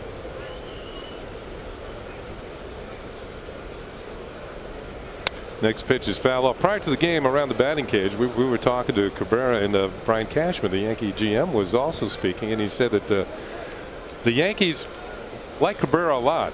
You know, he was signed as a free agent, but the Florida Marlins liked him a little bit more than the Yankees, so they offered him some more money. And it was interesting to hear that Brian Cashman said that they missed on him, Cabrera. They also missed on Felix Hernandez, who got a better deal from Seattle than the Yankees were willing to give. Pitch is popped up to the right side. Cano drifting back into short right field, and there's one out.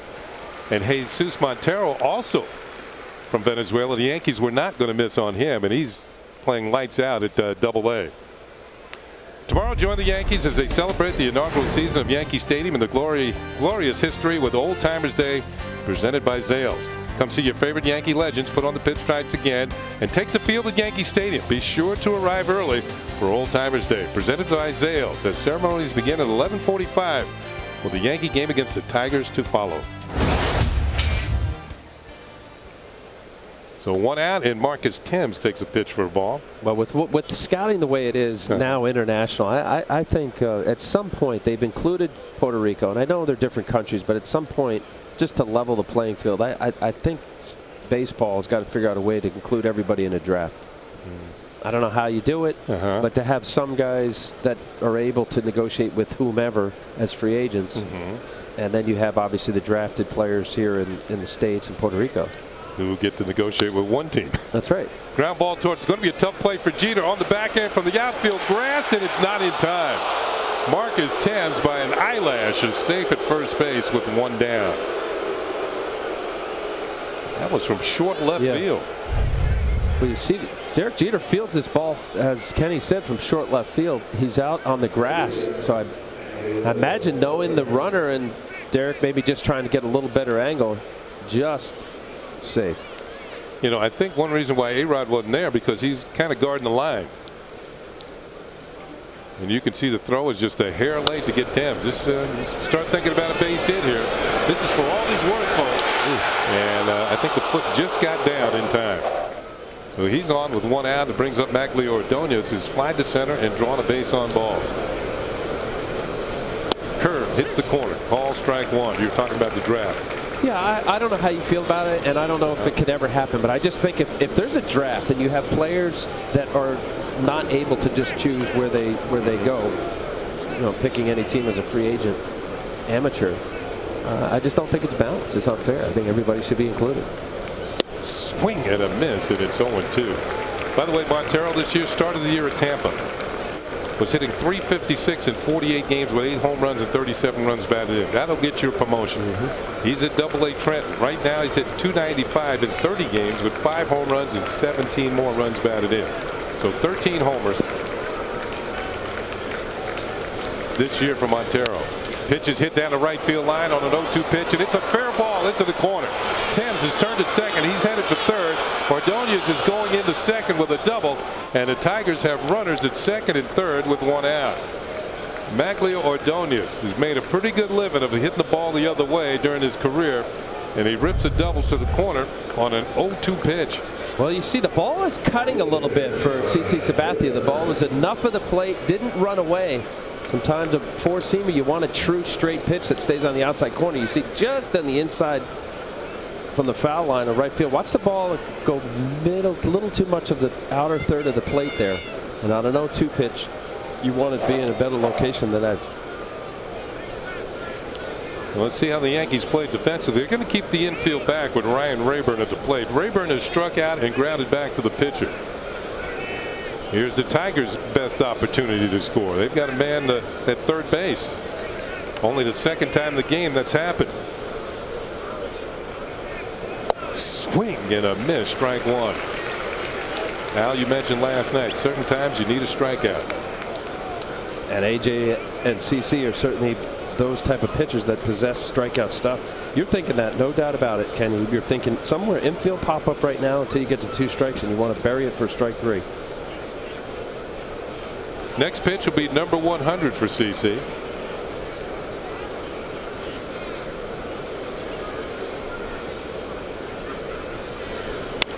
Ball ball is popped up, and this is going to drift back into the seats, and it's 0-2 as Sabathia jumps ahead on the count. They're starting to stir around in the Yankee bullpen. We'll see if anybody gets up and begins to throw.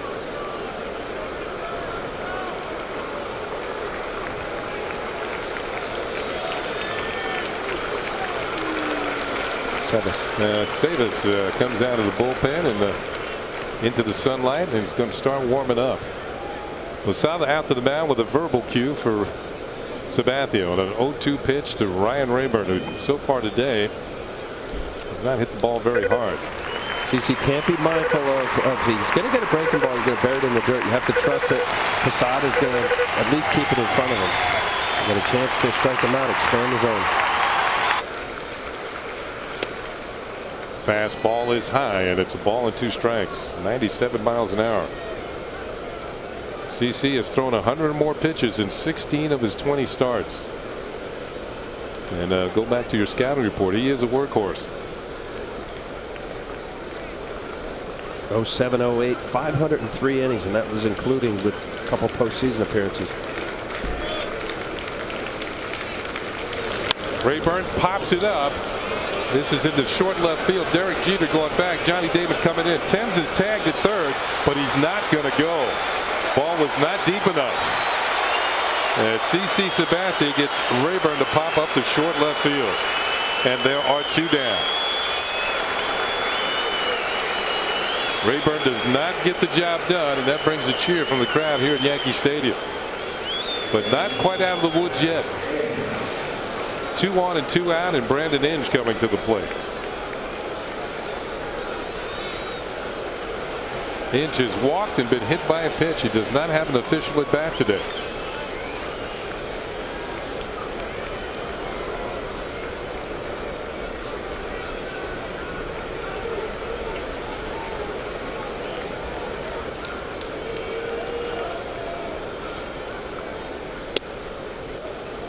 High and away with the fastball. Ball 1. Well, all the years CC was with the Indians, the most history is Magglio Ordonez, 59 at bats coming into today, and also Inge was 46 at bats, 152 batting average. Brandon Inge against CC in his career, and that went down. Well, no, he didn't. Doesn't have a bat, but it hit by pitch. Ball is popped up. It's Cano who makes the catch, and Sabathia gets the job done. With 1 out, the Tigers had runners at second and third, and then it was a fly to short left field and then a pop up at second. Still no score here at Yankee Stadium.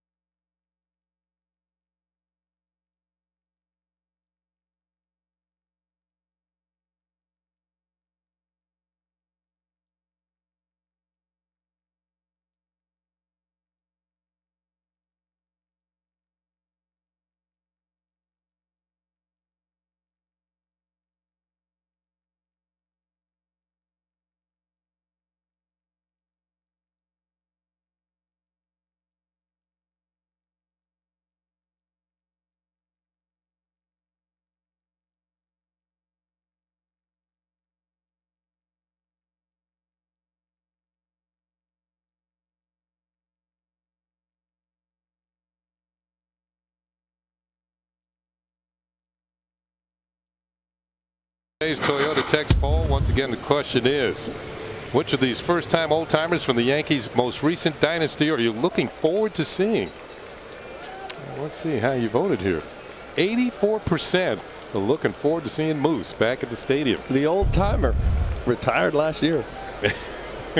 On a 21 season. Melky Cabrera spanks one to the left side. Everett throwing on the run, and Cabrera is down. 1 pitch and 1 out. So 84% of the people want to see Moose. Not far away, right? Yeah. Finished with 270 victories. Is Moose 48? I think he's knocking on the door. I've stepped through that door. Yeah, I think in December he turned 40. Here's Derek Jeter. Yankees have 2 hits. Derek has both of them.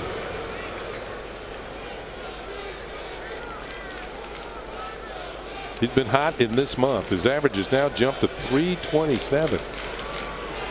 Came into today hitting 407 in the month of July.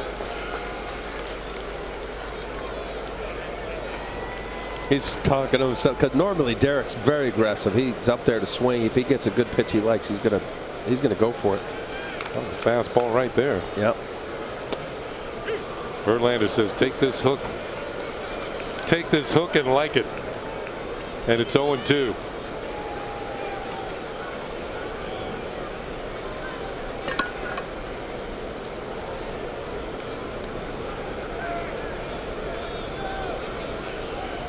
And the 0-2 pitch is a swing and a miss. Jeter chased one in the dirt and is thrown out to complete the put out.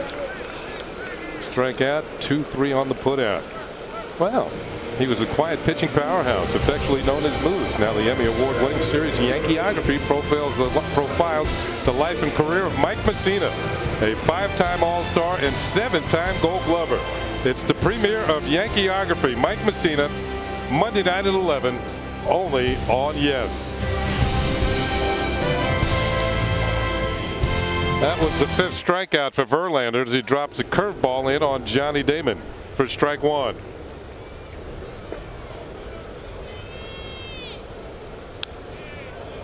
Just getting ahead. That last about the Derek got his only pitch, first pitch, fastball, great curveball, changeup to finish him off. He is in a groove right now, Justin Verlander.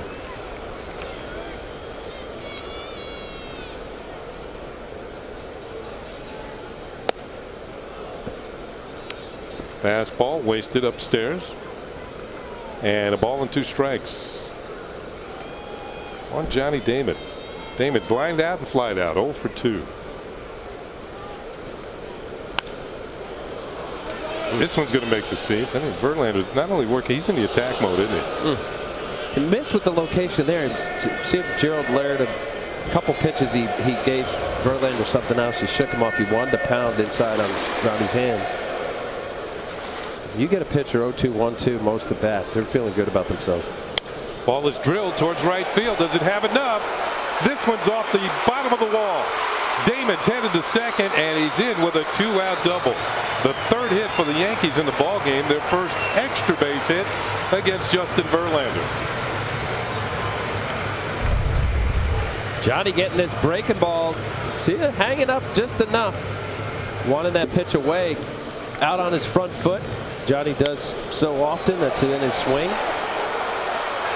Got too much topspin. Get underneath a little bit. Get some backspin. That's a home run. Well, the Yankees win an opportunity. Verlander had retired 7 consecutive Yankees, and now Mark Teixeira comes to the plate. So far, no contact afternoon. A strikeout and a walk. Just the 2nd time the Yankees have put a runner on second base in the game. Inside, ball 1. Jeter got to second base in the 4th inning.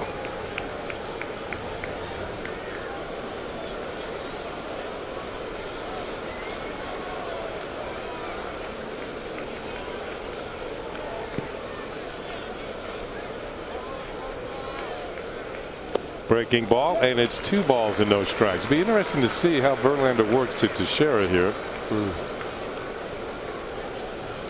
Teixeira, of course, got the big hit last night, a 3-run home run in the 7th inning.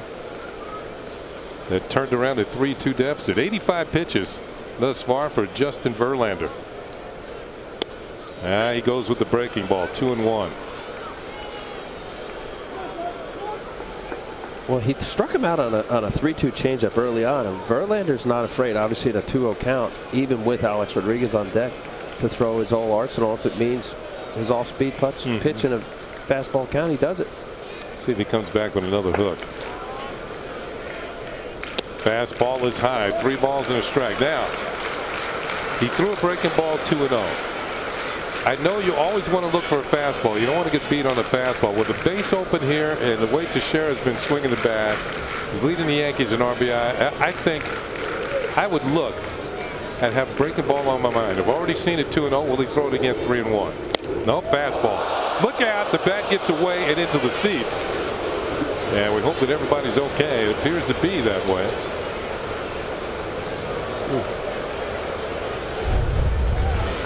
Here's another look.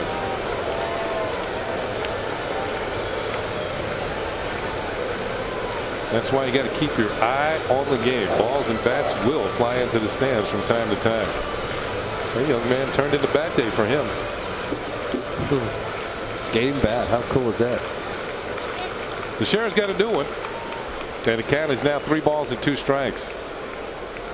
Now we'll see what Verlander has up his sleeve. Damon's at second with 2 outs, representing the go-ahead run. 3-2 pitch. Called strike 3 on a fastball. 100 miles an hour. That's reaching back for a little extra. Verlander strikes out. Mark Teixeira to end the 6th inning. It's on to the 7th. Still no score here at the stadium.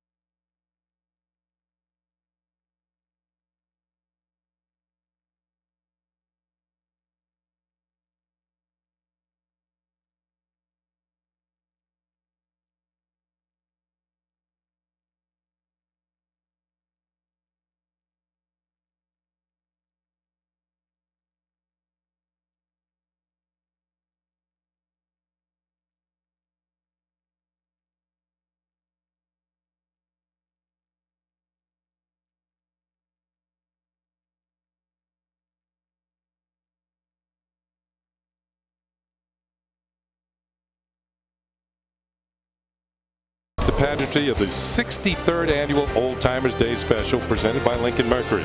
See some of your all-time favorite Yankees back in action. And after the Yankees close out this series against the Tigers, it all starts tomorrow morning at 11:30 on Yes. Hope you'll be with us. Hope you're enjoying this one. No score on to the 7th inning. Gerald Laird, the catcher, will lead off against Sabathia. And the first pitch at the top of the 7th is in there for a call strike. Moose got the nod for that, doesn't he? He's got 3 innings, I think they said. The 3. 3 innings from Moose. He's been practicing over in Williamsport. You should have pretty good control. It hasn't been that long ago. Still good stuff, I'm sure. The 0-1 pitch, and that is inside for a ball. I think he's been coaching his sons Little League. Aceves is up in the bullpen, so at a moment's notice, he should be ready. Well, we know Hughes isn't available. 40 pitches last night. Sabathia over 100, but he's got 8, 9, and 1 here in the top of the 7th. Ball is popped up, and this is going to get onto the top and then bouncing into the seats, top of the Yankee dugout. And Laird's in the hole 0-2. Laird today has singled, and he also wrapped into a double play. Sabathia's actually helped himself out with a couple of DP balls, one to end the third inning, and the one that Laird hit into in the fourth.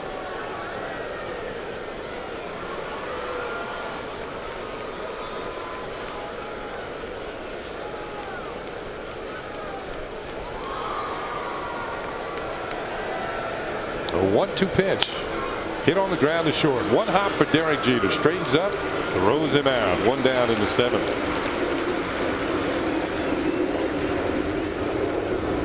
Now the number 9 hitter, Adam Everett, who's flagged to center and struck out. CC, by the way, has struck out 4 this afternoon. Has walked a couple.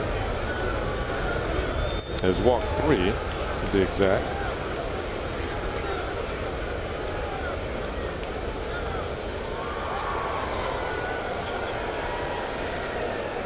Offenses have been shut down for the most part. Tigers with 5 hits, the Yankees with 3.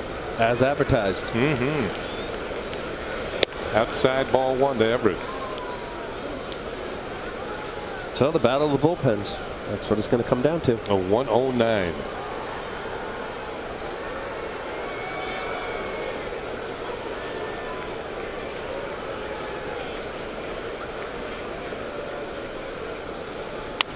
Bouncing ball foul. CC's season high as far as pitches in a game.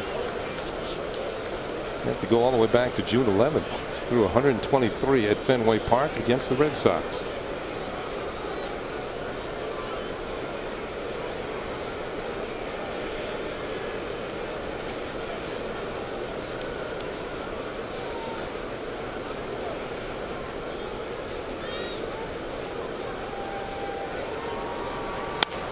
Ball hit, line drive at Derek Jeter for out number 2. 2 up, 2 down here in the 7th. And that'll turn it over to Curtis Granderson, who is 0 for 3 on the afternoon. Flied to right, struck out, flied to left. Good visit from Posada, knowing that, assuming that CC gets out of this inning, this could be his last batter. Will be his last batter if he gets out of it. Bear down. Hey, we'll make sure we do the right thing. Obviously, left-hander has some pop. Where you want to go, stay away from the barrel of the bat.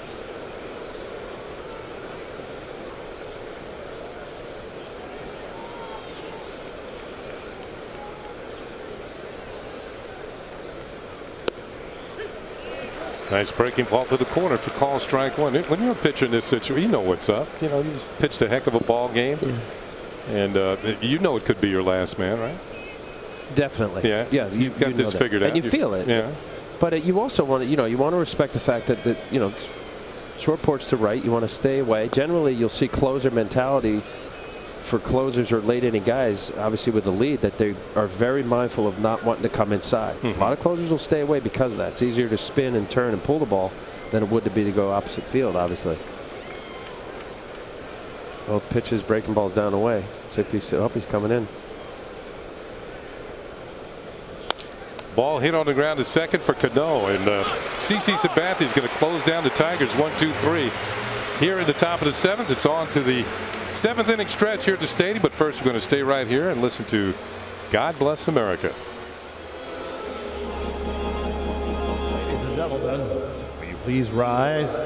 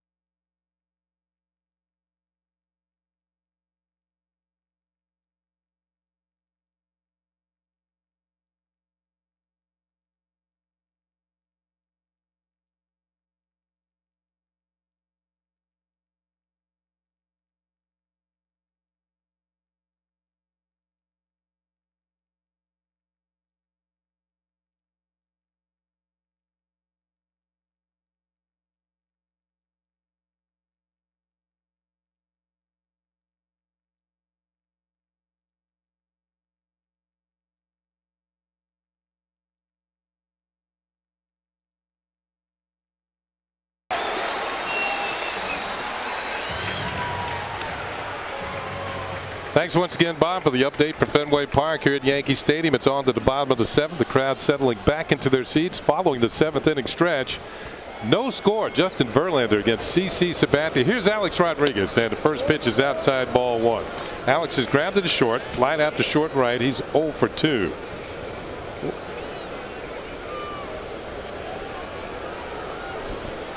Both these pitchers have been able to reach back for a little extra when needed. This pitch is fouled off, and it's a ball and a strike on Rodriguez. Will be followed by Matsui and Posada here in the 7th. 91 pitches, still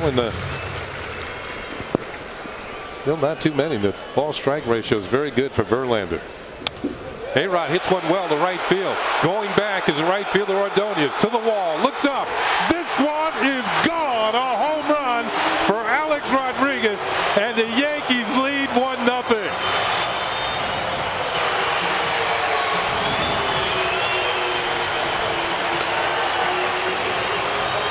For A-Rod, his 18th home run of the year. Well, here it is, a mistake. I guess you call it a mistake. 97 miles an hour, outside part of the plate. Verlander's hoping that it's not far enough. Right to the wall. Miguel Ordonez watching it. Gets set. Strong. Yeah, there's a smile on his face. He knew that pitch was in the middle of the plate. Matsui takes a pitch down low for a ball. You know, in Detroit, that might have gotten out too. Detroit's kind of shallow to right field. But that one gives the Yankees the lead, 1-0. Matsui takes a fastball high. 2 balls and no strikes. Sometimes you got to be the right man at the right time. See the ball leak just a little bit over the middle. Matsui hits a fly ball to left field. This is Rayburn. Drifting in, makes the catch, and there is 1 out. Last night it was Teixeira who gave the Yankees the lead in the 7th inning. This afternoon it's A-Rod who gives the Yankees the lead in the 7th. Foot down, hands, head on the ball. Nice. Strong. Good swing. 1-0. 1-0. Here's Posada. Struck out and popped up. He's 0 for 2.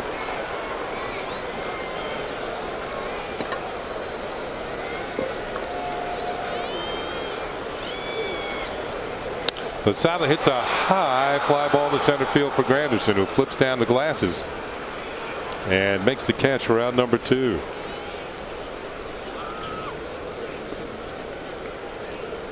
Well, Verlander blinks first.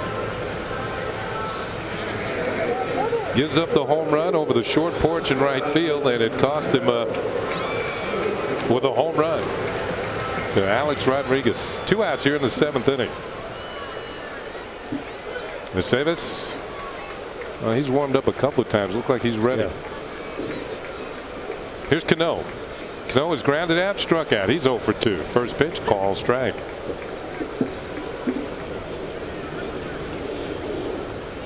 Well, it's just a matter if it had enough.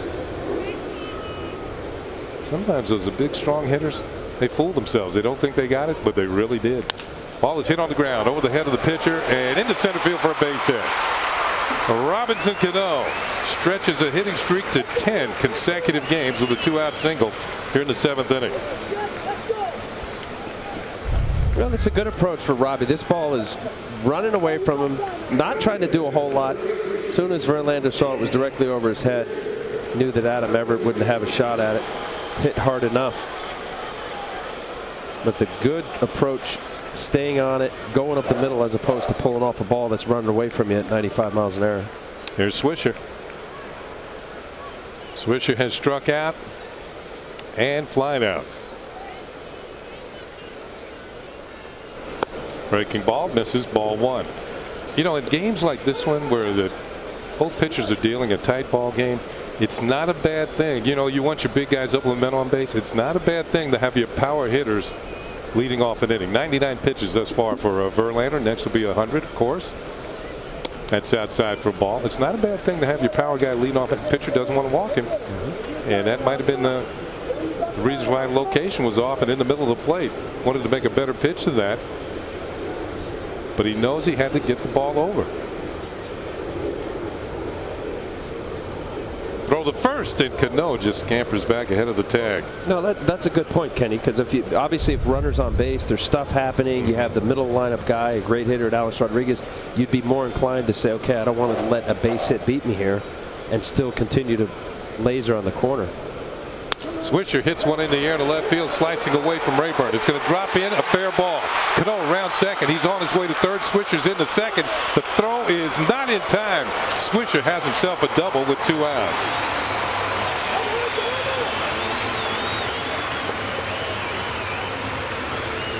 A slicing double off the bat of Nick Swisher. Just off the end of the bat. It's just a matter of keeping it fair. Going it into left field. Rayburn seeing that he didn't have a shot at Robinson Cano in third. Good hit. It wasn't off the end. Just stayed with it. Ball running away. Tell you what, Rayburn showed a strong arm, didn't he? Yeah, he realized right there. Swisher at the very end. Polanco getting that ball on the back end of it. So the Yankees have now out-hit the Tigers 6-5. The Yankees with 3 hits in this inning, a home run, a single, and a double. And Melky Cabrera has a chance as pitching coach Rick Knapp is back to the bench. There's Bobby C. warming up. And that's Brandon Lyons, a right-hander.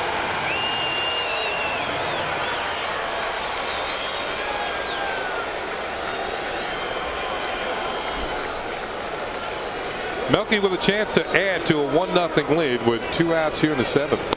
And the first pitch from Verlander is downstairs for ball 1.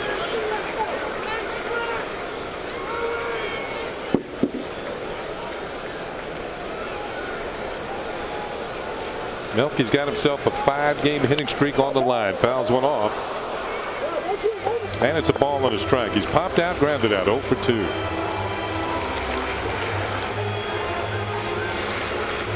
Well, he's come through a lot for the Yankees, especially the late inning heroics. This would be nice added insurance runs right here. A little cushion.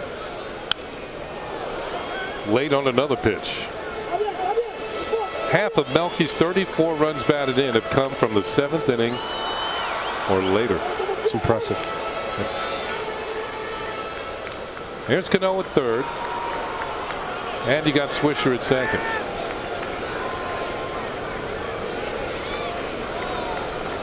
Pitch is high for a ball. Impressive, assuming that most of those RBIs aren't in blowout situations, which they're not, because there's been some walk-offs. And this is the time when pitchers have to make the pitch. Obviously, the game's on the line. The toughest at bats. 2-2 pitch on the way, and Melky slices it foul. There is Brett Gardner. You figure that at this point he might go in defensively. I mean, he's going to go in the game defensively later on, and it'd be a good chance for him to pinch run for Swisher here. Get a little bit more speed at second. Melky with a weak swing, but fouled it off. Hit that out of Gerald Laird's glove on it, Tim. 99 miles an hour with the fastball. Ooh, cross-up. See Laird looked like he was looking for off speed. They just had a meeting about 10 feet in front of the home plate area. Verlander working from the windup. Maybe that's the reason why they're not going with a pinch runner, because Swisher can get a pretty good lead on the windup. Melky slow roll. It could be a tough play for Everett. Throwing on the run, and it's not in time. Melky Cabrera beats it out. Cano scores, and it's now a 2-0 lead. Melky comes through again. An infield single drives in a run. Well, he fought off all those fastballs. This ball was up enough, and he hugged the grass. The grass slowed it down enough right between Nick Swisher's legs. Everett realizing Melky with enough speed. Oh, it was closer than I thought. Well, you think he had a chance to be out? Well, Melky said he was safe. Well, he was safe. The umpire called him safe. Hustling down the line. Bang, bang play. Verlander's 20th pitch of the inning coming up to Derek Jeter. First time he has thrown as many as 20 in an inning today. Jeter is 2 for 3, a couple of singles and a strikeout. Swings and hits a line drive to first base, and that's going to close it out for the Yankees here in the 7th inning. But they pick up 2 runs on 4 hits, including a leadoff home run here in the 7th by Alex Rodriguez that gave the Yankees the lead. It's on to the 8th inning. The Yankees lead 2-0.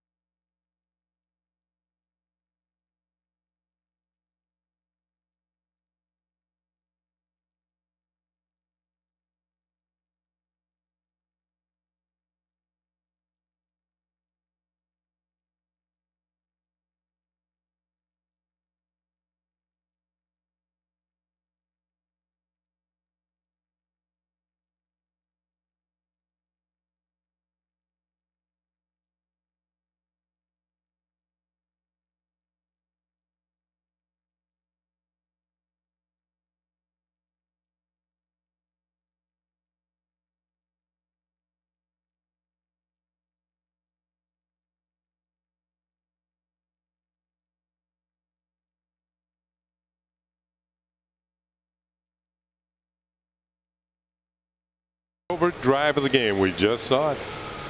We did. Leading off, Justin Verlander is going to come down to a mistake. You hate to say that, a 97-mile-an-hour pitch outside corner, just enough to get out of the reach of Magglio Ordonez, and that was the Land Rover drive of the game.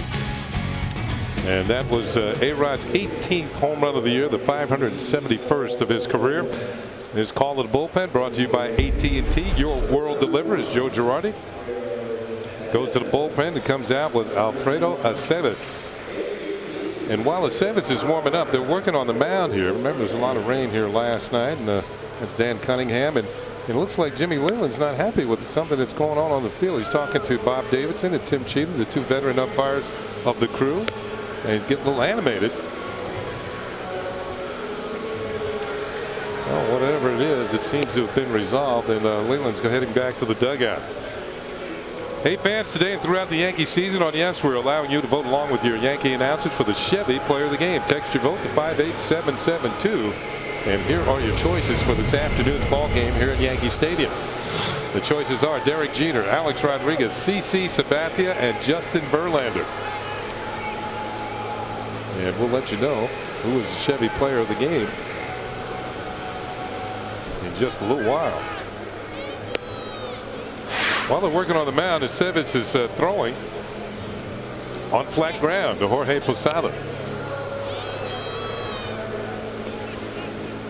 Well, what happens as a reliever, you come in and the respective starting pitchers have their own hole where they make it. Sabathia being as tall as he is in a certain spot, and then Verlander. And as the reliever, you come in. Now, if your landing foot is between those 2 holes, which is probably what it was, it becomes dangerous. You could land in the middle of it and sprain an ankle or alter your mechanics. Because one's a left-hander, one's a right-hander. Yeah. Or just where you actually land as the game goes on. I mean, it's a problem at some stadiums. But I would think that Aceves was probably landing somewhere in between Verlander and CC's landing foot. Well, fans, stick around for the WB Mason post game with Bob Lorenz for in-depth analysis and highlights from this game and the rest of baseball. Plus, Kim Jones talks to the team in the clubhouse. It's the Emmy Award-winning WB Mason post game only on Yes.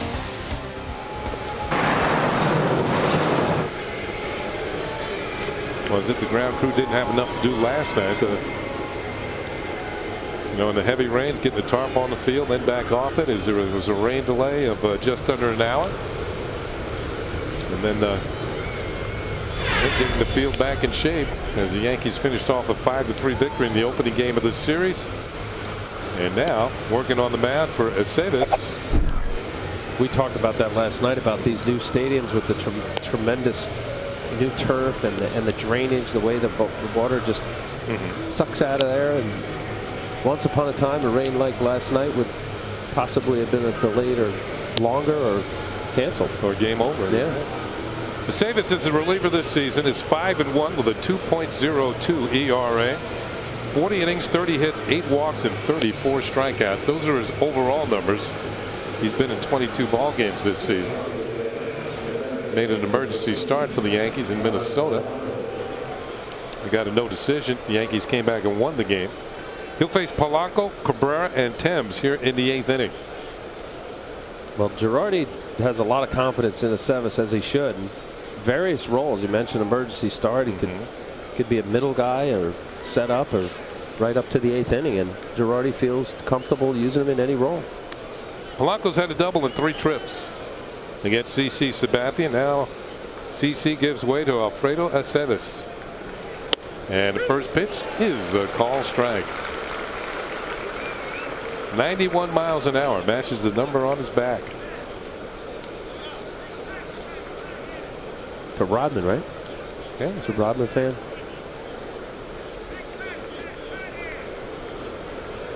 Basketball player Dennis Rodman. I'm a fan of Dennis Rodman.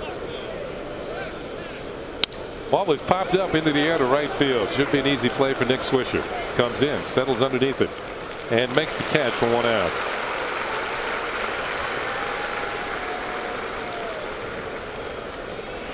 Phil Koch getting to warm up in the Yankee pen.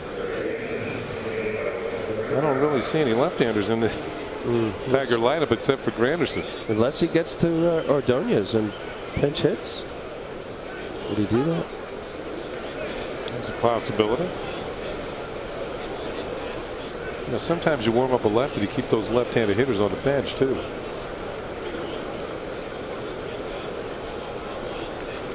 Here's Cabrera, and a breaking ball misses inside for ball 1. Cabrera is 1 for 2 with a walk. It was interesting. You were talking to Joe prior to the game, Joe Girardi, the Yankee manager, and he said Aceves is good against left-handed batters because of his changeup. Does Bob Davidson call a ball on Aceves? I think he did, for going to his mouth, although Aceves says he wiped his cheek. And here comes Joe Girardi.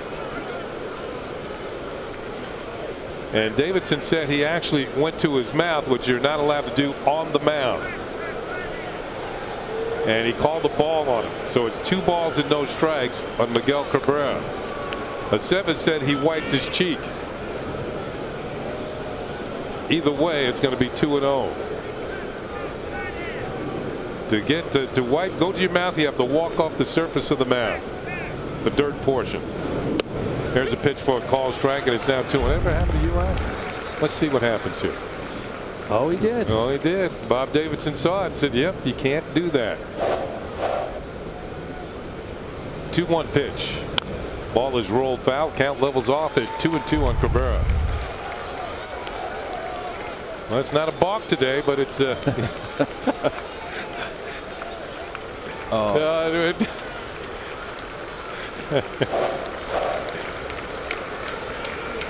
we have visual evidence.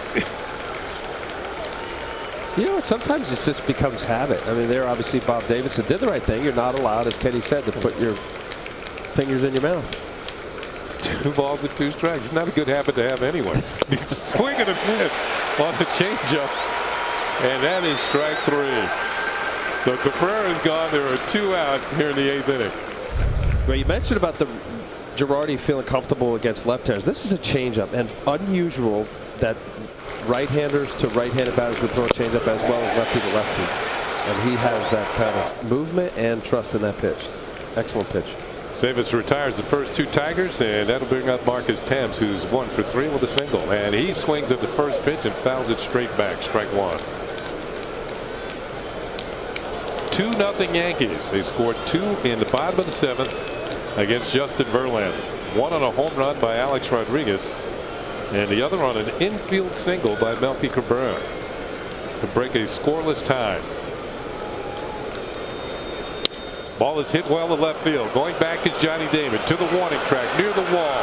And this one is gone. A home run for Marcus Thames, and it's now a 2-1 ball game. Thames' 10th home run of the season.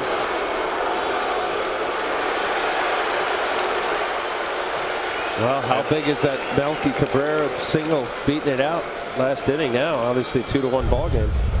So Cutter, middle of the plate, thought it was off the end of the bat enough, but just kept drifting and drifting. Saw the way Johnny Damon went after it, kept drifting back. Here's Maglio Ordonez, who's 1 for 2 with a double. And a breaking ball misses inside for ball 1. Marcus Thames, who missed the early part of the season with a cracked rib.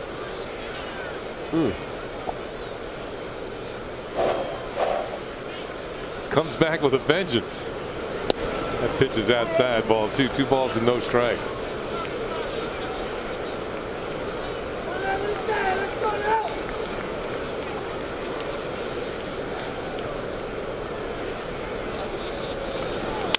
Hit hard, but foul.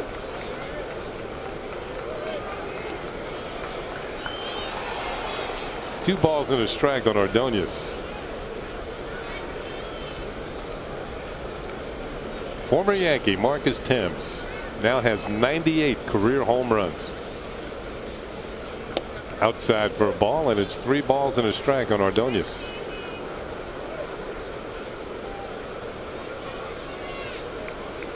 Phil Cole continues to throw in the Yankee bullpen. Swing and a miss. Count is now full, 3-2.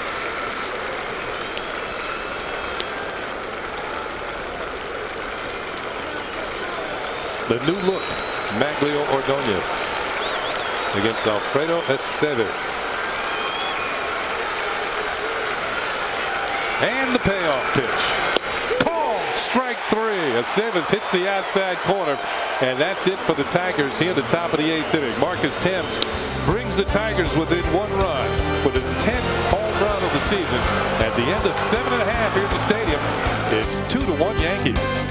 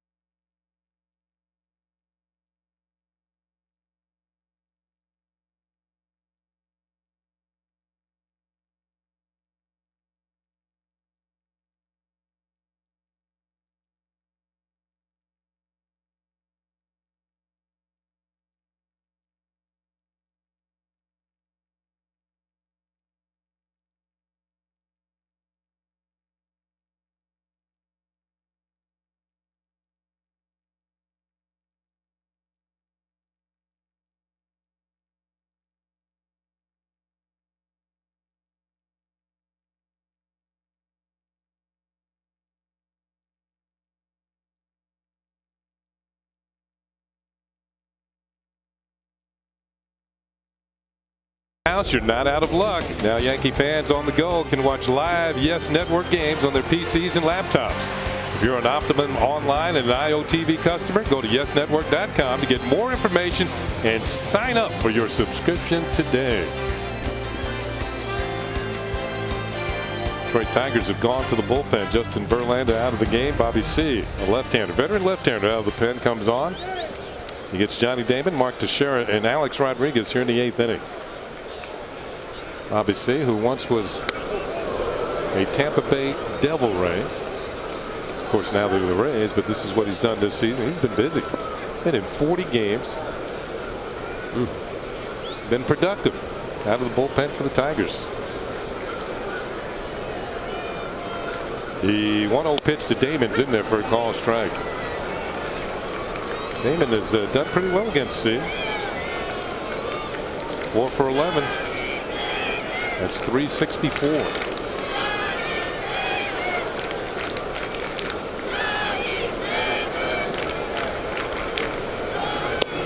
Two balls and a strike. Bobby C. was one of those signs that didn't get his contract and became a free agent. Tampa was able to sign him for a big signing bonus because of it. We were talking earlier about the draft and who's eligible and who's not as far as free agents and draft eligible.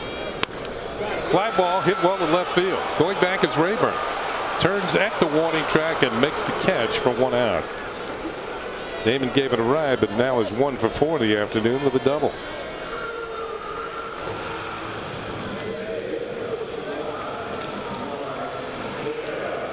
Mariano Rivera warming up in the bullpen for the Yankees. Got the save here last night. Picked up his 24th save of the season.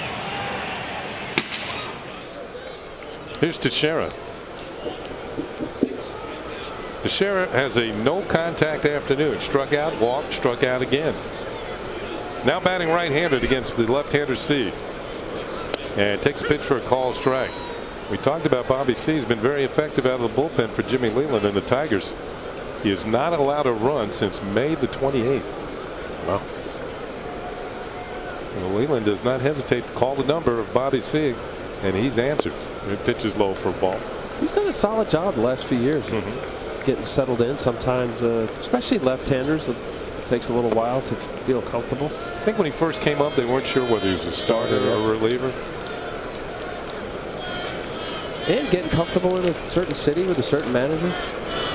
Ball was hit hard and just foul off the bat of Teixeira. That's a ball and 2 strikes. Well, Brandon Lyon, who was their free agent signed, he helped solidify the bullpen along with Bobby C. And Ryan Perry, who just took the place of Joel Zumaya, went on a disabled list, but Fernando Rodney's back. And Rodney's having a good year. Yeah, pretty formidable, especially late in the game type arms. 1-2 on Teixeira. Swing and a miss, strike 3. He has struck out for the 3rd time this afternoon. Well, now it's time for the play of the game, brought to you by Geico. 15 minutes could save you 15% on your car insurance. In the 7th inning off Justin Verlander, Alex Rodriguez gets enough to get it out of the ballpark here. His 18th. He's now 2 shy of Harmon Killebrew on the all-time home run list. Well, A-Rod's homers have come in big spots this season. 14 of his 18 home runs have come when the run differential between the Yankees and their opponents was 2 runs or less. There's a pitch for a call strike. A-Rod doesn't believe it. And just 2 behind Harmon Killebrew for 9th place on the all-time home run list.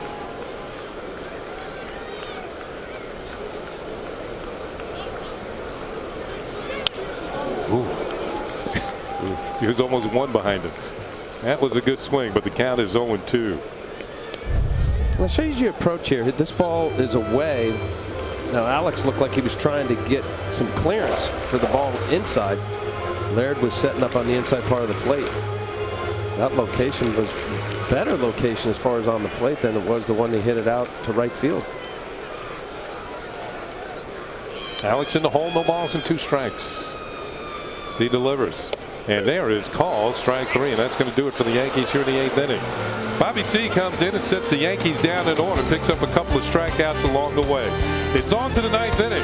The Tigers have to face Mo one more time.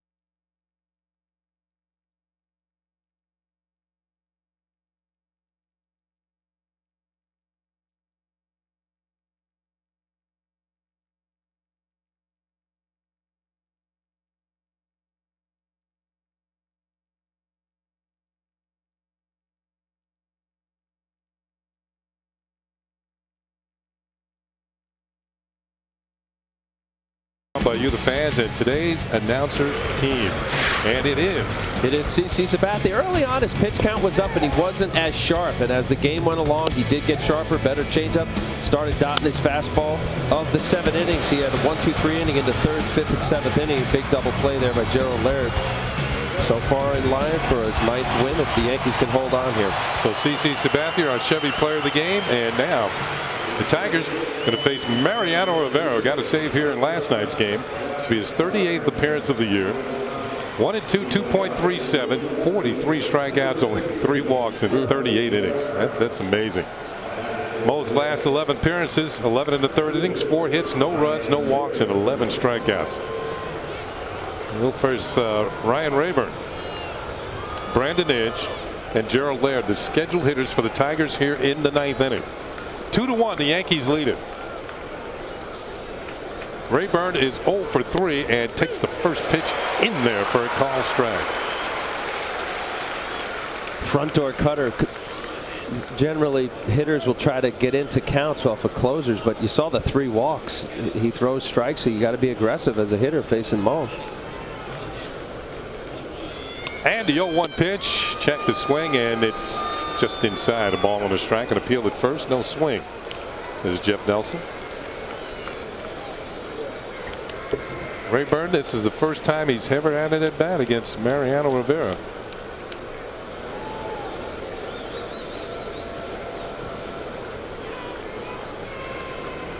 Tries to lay down a bunt and fouls it off. Another thing about Mariano, he is an excellent fielder. If you're going to lay down a bunt on it, it better be a good one. In that case right there, Alex Rodriguez was playing back the whole time. So Rayburn's saying, okay, if I just force a slow grounder to 3rd base, that's a base hit. Obviously easier said than done. 1 ball, 2 strikes on Rayburn.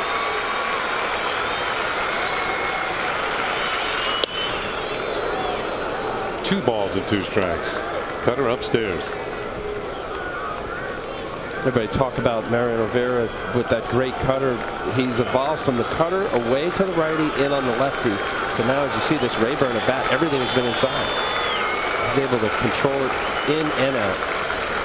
Pitch is popped up, and Mark Teixeira coming over for a look. Does he have room? No, this is out of play. Ball falls into the camera bay.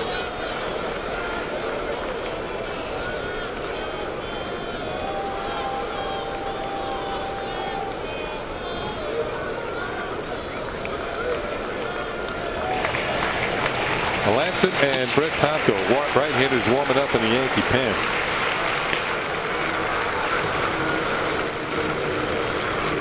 Swing and a miss. Strike 3. Rayburn is gone.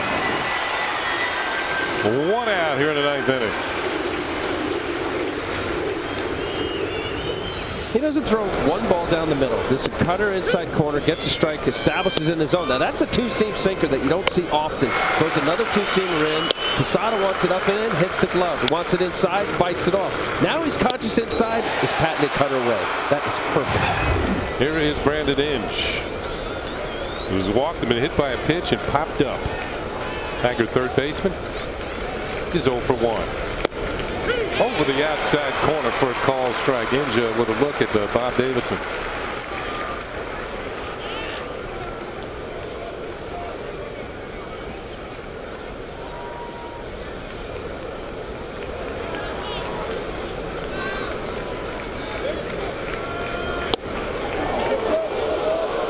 When he misses, he doesn't miss by much. It's 1-1.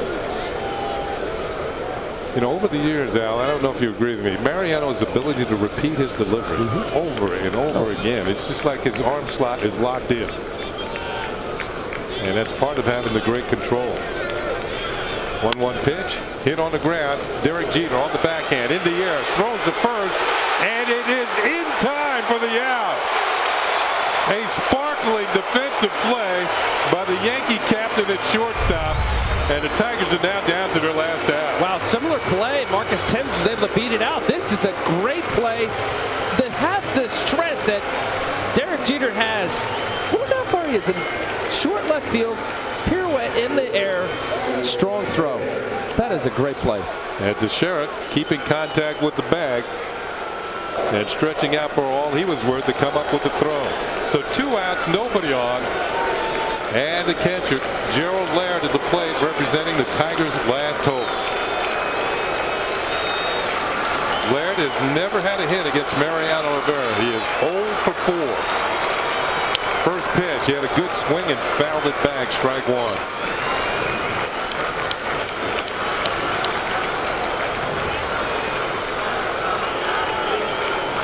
Two to 1, the Yankees lead. 2 outs in the 9th inning, nobody on. Trying to make it 2 straight following the All-Star game. Ball and a strike.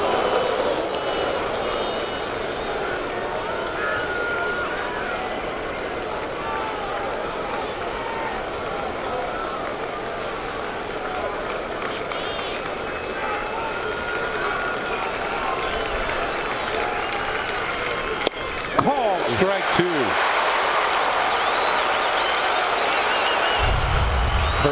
Perfect delivery, inside corner. This is pitching, folks.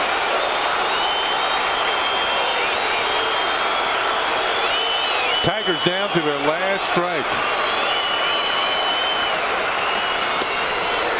2 balls and 2 strikes. Well, you hear the crowd getting all fired up. Yankee fans on their feet here at the stadium, anticipating the final out of what has been a very good ball game here at Yankee Stadium. The 2-2 pitch off the end of the bat and foul.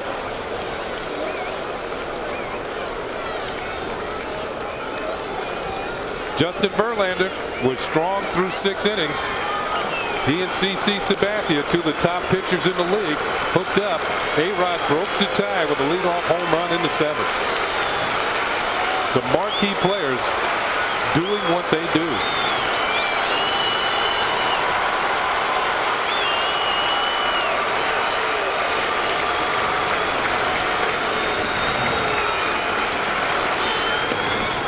That is high and inside, and the count is full with 3 balls and 2 strikes on Gerald Laird.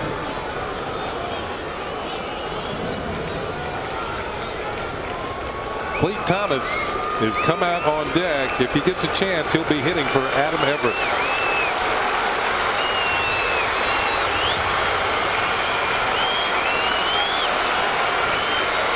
Here's the 3-2 pitch, and it is popped up in the air to short center field. Jeter back on the grass. The Yankee captain has it, and the Yankees have won the ball game. Mariano Rivera picks up the save as the Yankees win this one by a score of 2-1. The Yankees have now won the first 2 games of the series. Mariano has saved both of them and now has 25 saves on the year. One of the hitting heroes, Alex Rodriguez, his 18th home run gave the Yankees the lead in the 7th inning. They went on to score another run. They gave up a run in the 8th, but the Yankees won it 2-1. So a happy crowd of over 46,000 on hand on a beautiful afternoon here at the stadium, and it becomes a little bit more beautiful as the Yankees win this one. Derek Jeter had a 2-for-4 afternoon, and Joe Girardi, 10 years ago, he was the catcher when David Cohn pitched a perfect game. Maybe not a perfect game today, but Joe would tell you it's a pretty good afternoon here at Yankee Stadium. Right now, let's go down near the Yankee dugout where Kim Jones has a guest. Kim. That's right. I'm with the man who broke up this pitcher's duel. Alex, what was it like to finally get a run on the board today? Well, I mean, these guys threw the ball really well. CeCe and Verlander over there threw the ball extremely well, and we knew it was going to take one swing or one mistake to win the game. Were you sure that one had just enough? No, I wasn't sure. I hit it well, but I didn't think it had enough. I was very fortunate that the ball went over. Is it still hard to gauge here if that's going to be a fly ball or a home run? Well, you never know. The ball does carry well here in right field. I put a good swing on it, and he's throwing 97, 98, so I think he helped me a little bit. Number 571. Do you spend any time these days, Alex, thinking about these numbers? No, I mean, all you really try to do, I'm trying to, continue to get stronger and healthier and help the team win, and just glad we came out of the break 2-0.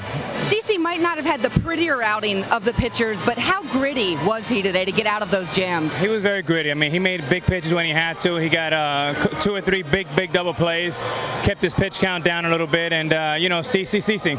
Alex, thank you. Enjoy your evening. Kenny. Thank you very much, Kim. Alex Rodriguez with a big hit today. Yankees have been getting big hits lately to win some ball games. They won this one 2-1.